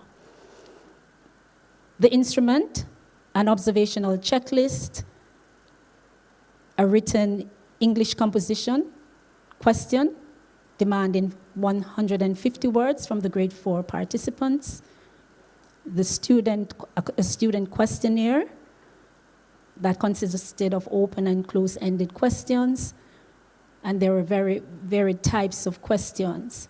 And of course, developed bilingual test scales and a bilingual rubric. The data were first extracted from the written English composition using the bilingual test scale. So the one that was recalibrated in the second pilot, it was used to extract and or to identify quite accurately the different lexes that these grade 4 students were relying on. And I caution the conversation to say that this research centered primarily around grade 4 students that are in the discussion. No extrapolation of ideas and association of any readings were made or ought to be made. The scale looks like that. It's based on Rash's model of proportionality and Lakert's scale. 2 minutes, I'm told. Very in-depth research in terms of explaining the mathematical principles behind it, but it is grounded in Rash's model that use a categorical scale to measure how the acrolect, mesolect, and baselect actually operates within the Jamaican speech community, and that this scale is also aligned to the theory that has to do with the continuum theory, that language in the Jamaican context exists on a continuum. A disclaimer, that's not the only theory to represent the real realities of the Jamaican language situation, but this paper focused on the continuum theory, and the scale was developed along that theory line. The findings, finally, that the standard deviation between lex by gender was attained using a two-way ANOVA, and that it came out to be 2.572. While the reading levels based on the National Diagnostic Reading Test, MDR2, reveals a mean mesolectal frequency of 2.6 for low reading levels amongst boys, as against of course, a mean acrolectal score of 1.92 for low reading levels amongst girls. So in other words, we found that even though the reading levels were low amongst girls, they were relying more on the acrolectal variety than the boys who were relying on the mesolectal variety. Finally, it was revealed that in Jamaica, grade 4 boys and girls rely on 3 bilingual strands differently by reading levels. The implications of the study could be far-reaching for educational equity policy, gender-based violence, and artificial intelligence. I would leave it at that. I had asked that the reference be shared towards the end. The Artificial Intelligence Association has really to do with the evidence that there is a concept such as the language of mathematics and the mathematics of language. The paper explores that concept very carefully, that there is a correlation between language and mathematics. However, both are distinctly different media and should not be construed to be correlational. However, each can be used to capture abstract concepts differently. So language can be used to capture mathematical concepts, while mathematical concepts can be used to capture technical linguistic concepts. This paper relies upon that capture. It exists. There are persons such as Manister and Ramana, 1987, that speaks to the existence of mathematics of language, and they say that he says that it's the use of techniques developed in a variety of branches of pure and applied mathematics including logistics and the theory of computation in the discovery and articulation of insights into the structure of language.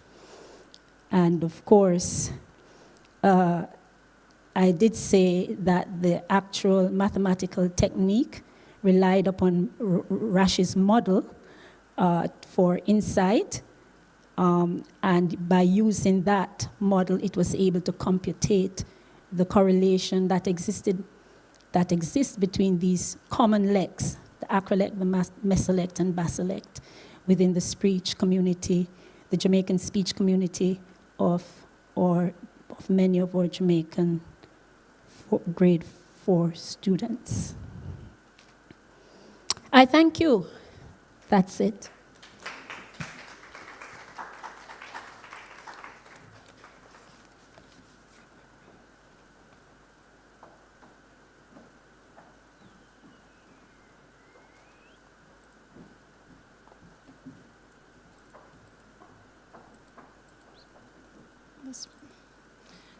Good afternoon, everyone. Thank you, Sandra, for setting the backdrop for my presentation. And I also want to thank the coordinators of the Faculty of Humanities and Education Writers Series. I can say that this series has motivated me to work on at least one journal article. And this presentation is based on the article that I hope to complete and have published quite soon. So Sandra had just presented on the problems that Jamaican children are having in their use of language, particularly English. So my presentation is going to focus on phonological development. That is how children are formulating a sound system of the languages or the lex, as you were introduced to earlier by Sandra. How they manipulate this and what it is that they are doing in terms of what decisions they're making, in terms of which forms to use. Now, my presentation is entitled The Phonological Development in Jamaican Children, the Case of the Good English Vowel. And if I didn't introduce myself before, I am Tanya Wilkins Miller. So this is the outline. Let me go through it quickly. I'll present the background, aims, participants, instruments, findings, and conclusion. Now, all of these are preliminary because my findings, well, I'll present a descriptive analysis of the data. So variation or variability is it's inherent in language, not just languages in the Caribbean. It's inherent in all language or in all spaces where we have speakers. So this is no different for Jamaica. What complicates matters is that we're dealing with different varieties. So here you can see that we're looking at Jamaican English and Jamaican Creole. And you see the arrows going, they're basically circular, saying that there is influence of each variety on the other. So Jamaican English influences Jamaican Creole, and Jamaican Creole influences Jamaican English. And earlier you were told that one of the ways in which the situation in Jamaica is labeled is that of a continuum. So linguists don't all agree on the label to apply to the language situation in Jamaica. So we have the Creole continuum, and you're familiar with the basolect at one end, the mesolect in the middle, and the acrolect at the end. Bailey does not subscribe to that kind of continuum, even though there's an understanding that there is some mixture. But she labeled the system as bilingual. And so if the speech has more features of English, then it's English. If it has more features of Creole, then it's Creole. And Devonish and Harry and Devonish and Walter speak of a diglossic situation. And this speaks to the forms having particular purposes within the society or different functions within the society. So there are all these variable forms, and we can agree that there exists Jamaican English, there exists Jamaican Creole, and there are several intermediate varieties. But these varieties are assigned social value. And so they have implications for whether you're seen as intelligent or whether you may be seen as having good socioeconomic well-being.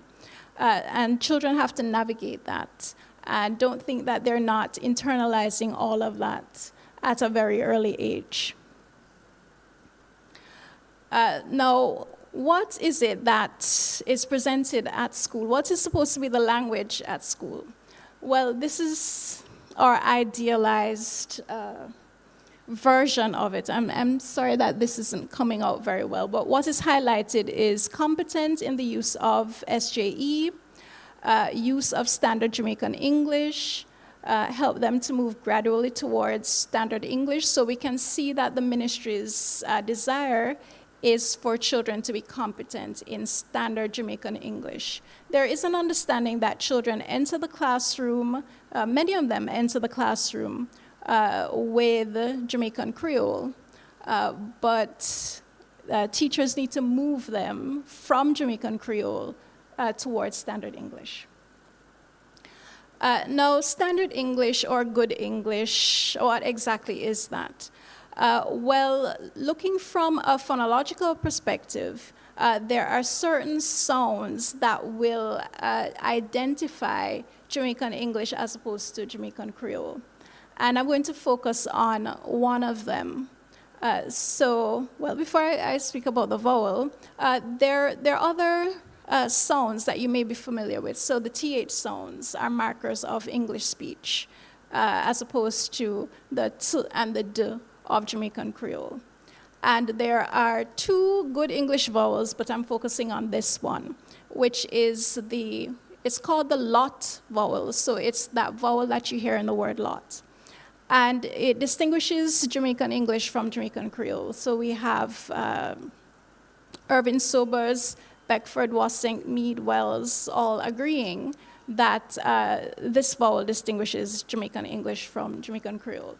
And Irving Sobers goes further to say that it's not just a distinguishing factor, it is a load-bearing unit, like a load-bearing wall. So it carries the structure of English. It has to bear the weight of English. And so if you don't use it, then you're not speaking good English. Now, the aims of the wider research, were to investigate how two groups of school-age children recognize and reproduce selected phonemes that are present in Jamaican English but not in Jamaican Creole. And for this presentation, I'm focusing, as I said before, on the low-back rounded vowel, which is the good English vowel or the load-bearing vowel. The participants, I had 94 children, and this is 94 after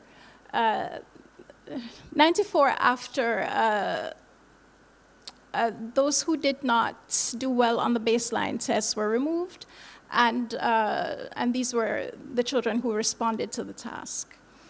So here you see I have a set of grade 2 children, a set of grade 5 children, and purposive sampling was used to identify the schools. So they're from 4 government-run primary schools to above average on the grade 4 literacy test and 2 below. So one of each from each parish, and one was from St. James, the other from Kingston. And here's one instrument. So it was a listening and production task, basically a repetition task, and it was presented to the children as games. or a game. So the children would press the button to hear the name of the animal, and then they were asked to repeat the name of the animal. So here are some preliminary results. I've highlighted areas in blue. So you can see for the English vowel, we see 100%, 92%, 86%, 77%, 92%, 90, 100, 100. So things are looking good, and it means that after a year of primary level schooling, children have acquired this English vowel, and we can all be satisfied and know that things will work out well. But then let us look at the native form. So this is the vowel A, which exists in both Jamaican Creole and Jamaican English. But here you see the accuracy rates are a little lower. So we have 78%, 75%, 57%, 77%, 50%, 60%, 50, 64. So why are children doing so poorly or less well on a native form? So may I, please? So it appears that for Jamaican children, they are internalizing a conversion rule, but they haven't learned it well yet.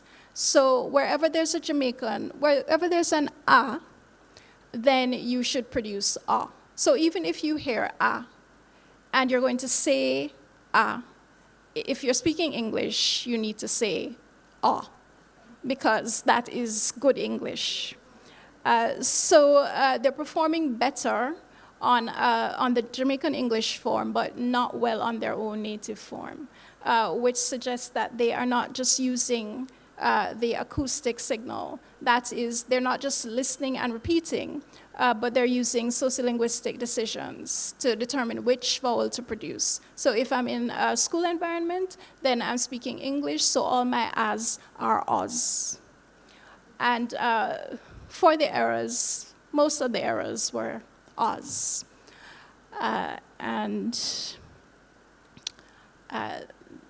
That is what I wanted to share with you today. Thank you for listening, and these are my references.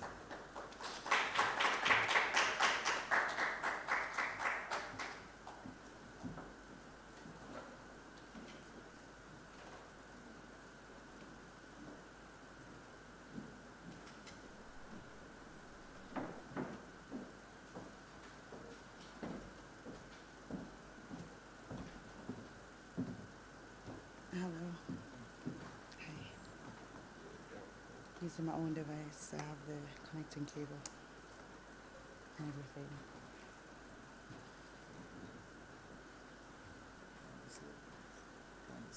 There's something I want to play from my computer, that's why I didn't do it that way. It's already on the thumb drive in terms of the presentation itself.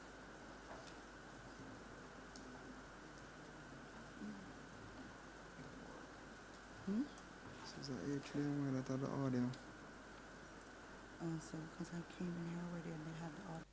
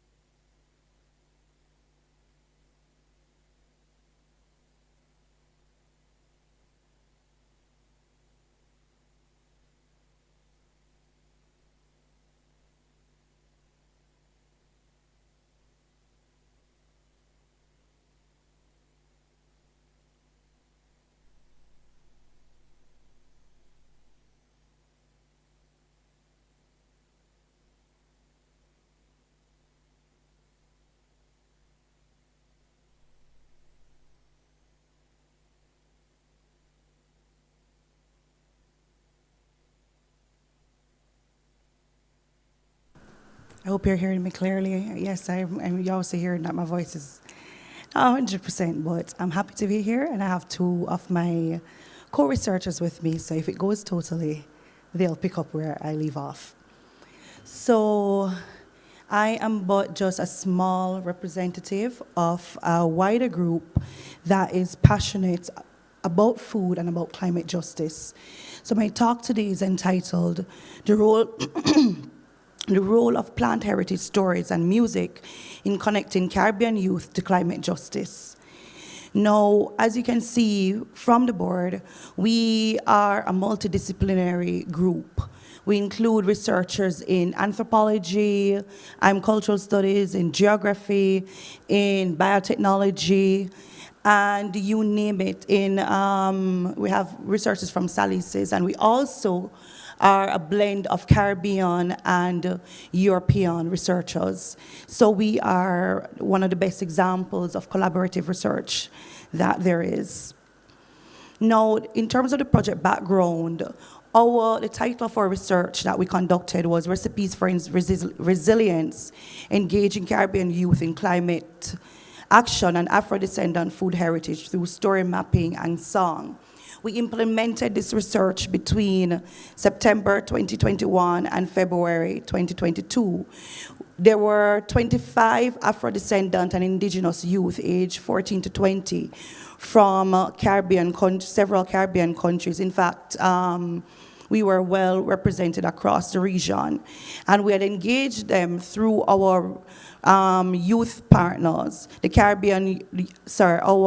youth partner organization, the Caribbean Youth Environment Network, and the Black Open University in the United Kingdom. So in terms of the objective of this research, it was to connect Caribbean youth to their elders through activities that encourage young people to reflect on their own food behaviors and how they may differ from older people and why these changes matter in the context of climate adaptation, resilience, and justice for Caribbean people of African descent. Now, in terms of our project methodology, we use 3 workshops, and in these workshops, even though they were conducted online, they used sensory methods. We included storytelling, we had songs, and youth got to participate not just as a subject and not as the subject or the object of the research, but they also got to lead the research. And we tapped into oral history. There were interviews with elders about foodways, about cooking, about gardening. And the output of the research of this methodology included the story maps, the songs shared publicly, and we have them widely available on a website that I'm going to show you shortly. So our first workshop took place on October 30, 2021, and it was entitled Our Past. We took the approach of walking people from past, present, future. So workshop 2 now was our present, where the young people got to engage about matters that were of significance to them and affecting their lives. And the final one was to use everything that they've done so far to craft and think about a way forward. And all of this was presented in our closing ceremony, which was held last year on February 25th. Now, in terms of our methodology, there was, we had, for example, narrative reading, poetry reading. We use images, songs, and we use pictures to kind of like stimulate responses and to find out from students, from young people, how they felt about it. Now, in our first workshop, we had used Padlet, and we started out with soft questions. So, what did you have for breakfast?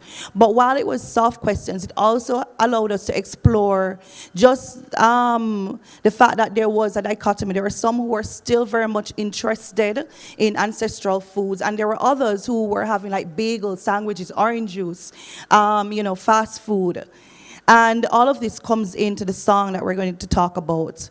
In workshop 2, my colleague, she's right there, Dr. Thea Edwards, did a very brilliant presentation on using the harder they come as a tool to kind of draw out and talk about things like food forest and how those things are the kind of agriculture and planting, how those things can help and how they're part of our heritage and how we do that research. But why it's so important is that her presentation allowed the young people to respond to it. And we got from them some of the stories that I'm going to show you shortly. Our final one now was where we came together to write that song, right? So we created a song, a kind of calypso, soca, reggae, and I'm hoping I get some time to play it for you. And it was like the whole songwriting process that kind of engaged what was done in workshops 1 and 2, and the various presentations and interviews with the elders and their own experiences. And although they were so young, they also lamented on where we are. So this is where the stories came in. They spoke about just the foods, the fact that some of them could no longer grow the foods and also, make the foods that their grandmothers made. Some of them in their lifetime witnessed the rise of urbanization, that farmers' markets in places like Trinidad and Tobago were replaced by highways. And so access that people had to fresh food went. Now, traditional farming techniques, some still had grandparents, particularly those of indigenous heritage, still got to tap into those ancestral roots. But one of the things that came out as well was also community survival techniques like run a boat. And there were different names for it across the Caribbean. And I'm sure we all know what run a boat is, right? And the other thing, some young people lamented that there was now a reliance on fast food and packaged food. And while they consumed these foods, quite a few of them were also aware of the impact that it was having on their health. And of course, traditional tree distribution techniques, and one of which, even when I was growing up, it was not uncommon for you to be giving seeds and plants to others to grow. Now, in terms of the first project outcome, we have the song Recipes for Resilience, and I'll play that when I'm closing, and walk you through our website. Now, we actually created a website that tells us about the research group, but it also puts the outputs here so that anyone who is interested can access it. So the story maps appear here, for example. So if you click on Caribbean Story Maps, it will take you, while they're doing, I'm hoping. Right, so it will look at a tour of the Caribbean, from corn to okra, cassava, coffee, yam, and this was contributed by the various research members, but it's here as a kind of digital archive. And of course, I have 2 minutes, so I can play the song. So this is one of our proudest achievements, and it kind of puts together all the stories and all the emotions that came out. So here we are. I am not sure why I'm not hearing it. Okay, I have no clue. I'll see if I can play it from my computer. Oh, they're trying to resolve it. Okay. Oh.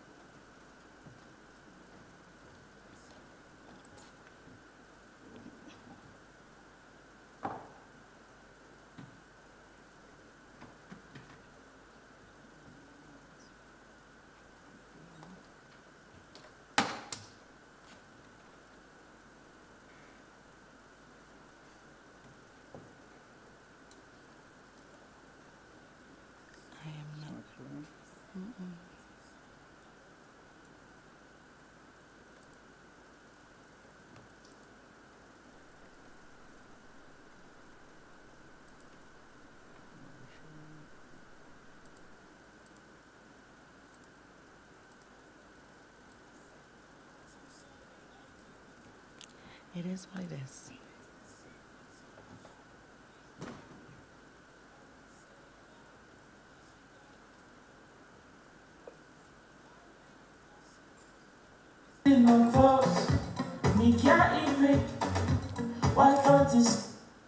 All right, let me do it.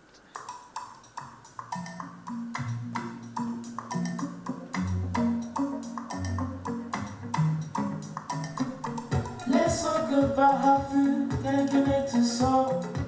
Let's take them old time story and get book off the wall. Here is the secret to make sure we fight for all we stay alive. For kitchen gardens, for local foods, highway and houses, food is in my crops. We can't eat brick, why can't it stop? Prices in, let's run the boat, the love is real. Food should heal, food should heal. Food and assistance, climate resilience, plans to make the planet last. Hurry, hurry, plans to make the planet last. Hurry, hurry, the time is moving fast. Fast food, slow food, fast food, so good food. Fast food, slow food, fast food, so good food. Hurry, hurry, the time is moving fast. Hurry, hurry, the time is moving fast. Finger licking good, but ain't all good. Disconnected food from the farm, make me forget who we are. Come take a walk down memory lane. Mama's beef stew, grandma's great cake, pepper, African rice and It's not my fault. Don't forget the bone and the other sweet things too. And the recipe here you too.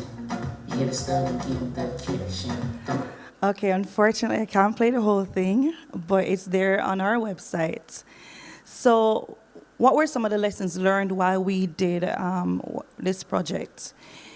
There's a role for music, for that kind of arts-based approach. Oftentimes when we hear about climate change, climate justice, and climate action, it's approached through this very scientific lens.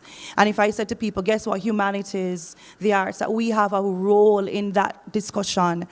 And they would say, what? But it shows us that we are here and what we do is important. And music is important because it captured the feelings and the talent of the young people involved. And these kinds of methods, these methods of the stories using history, heritage, to capture youth imagination is very important. They still have a place, and it's still very important because a lot of the young people, particularly those of indigenous heritage, saw themselves in these stories and that the world was passing them by and it was changing. But they were grounded in their own realities. And so methods like these and putting people's voices out there, it helps them, in terms of promoting agency, activism. In a world nowadays where it seems that everyone is concerned only with what it is that they about themselves, these kinds of sensory methods and emotiveness basically get the message out there and get youth very much, and their parents and grandparents involved. So overall, the humanities disciplines are critical to engagement with current Caribbean phenomena such as climate change.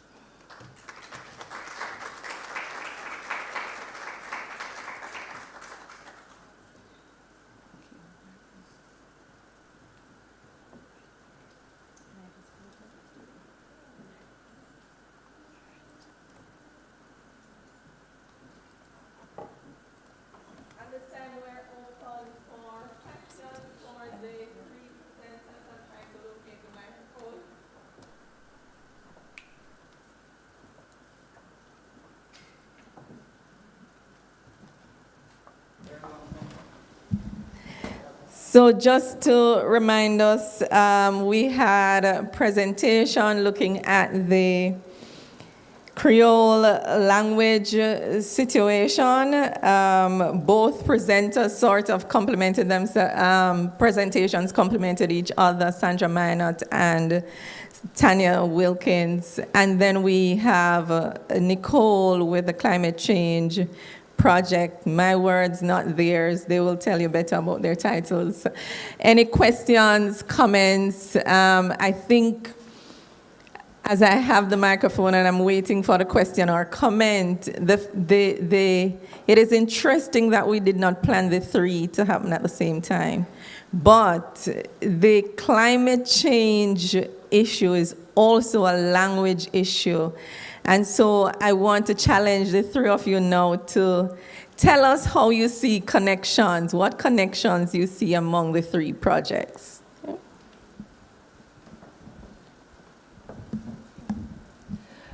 Well, I would say, let me first say that I didn't think that there was such a connection between language and climate change, even though language permeates everything. And in order for us to communicate, we'll have to communicate through a shared language. And so it seems as if we can have any kind of interdisciplinary project that involves language, whether it be climate change or medicine and so on. So language is critical. The study of language is critical. So, of course, I'm based in cultural studies, and, for us, language is very crucial. Language is embedded in everything, and one of the most important aspects about language is just how it reflects ourselves and who we are, and the kind of music that we produce, and the language, I would have to say the language of climate action and climate change, but it needs to become more accessible to people out there for them to realize the scientific language and the scientific approach is simply not working. There is an alignment between language and climate urgency. The climate urgency is a current phenomenon, and so is Creole robotics. It is etched in AI, artificial intelligence. There is a correlation. By allowing the advancement and development of Creole robotics, we create a platform that is culturally available to our target audience here in Jamaica. And on that platform, we certainly could use many of the oral traditions and storytelling and the run the boat and games that challenge their intellect in what to do if Farmer Joe orange dried up or the lime tree will not grow. Certainly, Creole robotics would have provided a platform, especially for us in the Caribbean, more so Jamaica. So there is indeed a direct correlation.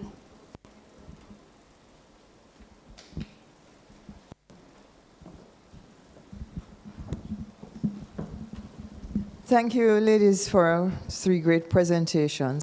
Nicole, I heard finger licking good in that song. And I was wondering at the beginning of your presentation how you managed to get the youths to engage with food that wasn't chicken. Because, a lot of younger people don't eat anything but chicken. So could you just tell me about that experience? Well, it helped because quite a few of the young persons that we had in the group were of indigenous heritage, so they already had that experience.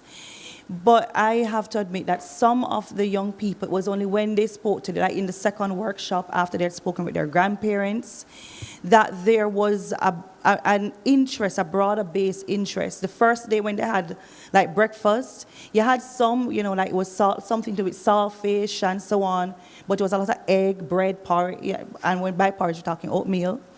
But by the second one, they were a little bit more open, and we had storytellers like Anthony Richards is a storyteller, and he by talking about these stories, they were better able to even frame their grandparents' experience and the experiences of their elders. But the reality is, fast food is fast food because it's also convenient food. Is it killing us? Yes. you know, so it's kind of hard. But we actually have we have a follow-up research project now, which we're working with the Jamaica Hummingbird, Taino, and Maroons group, and we're trying to extend and that kind of Afro-descendant heritage, and working as well with the 4-H club, and seeing how best we can expand. We're doing a cookbook. We're working on a cookbook right now of Afro-descendant food, and trying to make it very accessible. So we're, can only do our part in the tiny world.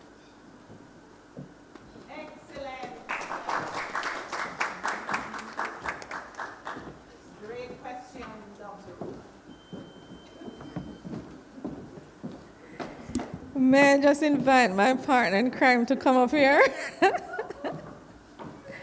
Yes, I think more recently I've been reflecting on the whole matter of climate change, climate justice, and I think we have to move it a little bit more outside of the science realm and connect it to the humanities, because it's a broad issue. It's not just for the scientists or the geographers and so on. It's for all of us. So how we talk about it, how we produce materials surrounding it, and so on, that's important. So I just want to commend the group for doing that work. It's really important. So as we bring the curtains down, we are really just appreciative for all the researchers who decided to share their research with us today. My idea is that the conversation continues, and that this is really just a touch of the variety of research found in the Faculty of Humanities and Education. We started out this morning reminding ourselves and others that we are resilient and we are creative, and we would have ended the session showcasing some of the creative works that we have been doing to showcase our indigenous selves, if I may put it that way. And so I'm going to ask Sonia Stanley-Naya if she has closing comments that she wants to offer to. Thank you, Dr. Roof.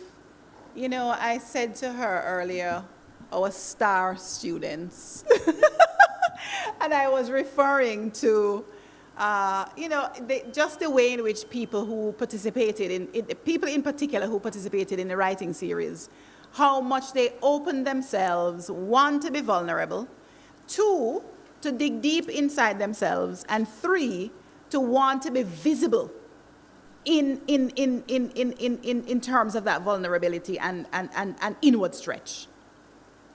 And of course, we are seeing the ways in which that played out, not just in the context of the writing group and those who participated in this second annual FHA Research Symposium, but for those who caught the vision.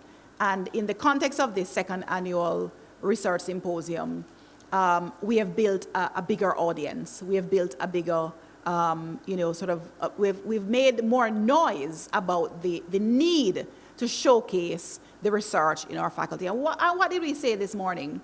Two important things. What doesn't get reported, doesn't get counted, and therefore isn't visible. And so we are going to drive conversation in the public domain. We are going to build research teams. I could hear, for example, in the context of these presentations today, all of the ways in which we could have research teams and, by implication, grant funding, solicited for the research. So there is so much potential, and I think that just go and catch the vision, because we have a plan. We know the plan. Members of the A team know the plan, and we're going to be bigger and better in the coming academic year. Thank you. So finally, we big up ourselves first. Then we big up the MITS team. I think we also gave them some surprises. but they rose to the challenge, and we're so appreciative of the team. I really need to single out Mr. Ishmael Preston. I don't know how he does it. He's everywhere. He monitors all of these activities, and he's always so calm and willing to support. So we really want to appreciate colleagues, who we have in our midst like that. So thank you, Mr. Preston and team. Mrs. Sophia Hales Johnson from the faculty office, Miss Katie and Hussey, Mrs. Rudian Copeland, Dennis Copeland, Mr. Peter Watson, and importantly, our graduate students who volunteer just to support the initiatives and the activities. Mrs. Yvonne Nicholson, monitoring the YouTube over there quietly and at sometimes had to speak. We really do appreciate the work that you do. Our members who just came out to support, members of the audience, heads of departments, deans, our principal was here this morning, our director of graduate studies. We value you, we appreciate you, and the conversation continues. Walk good.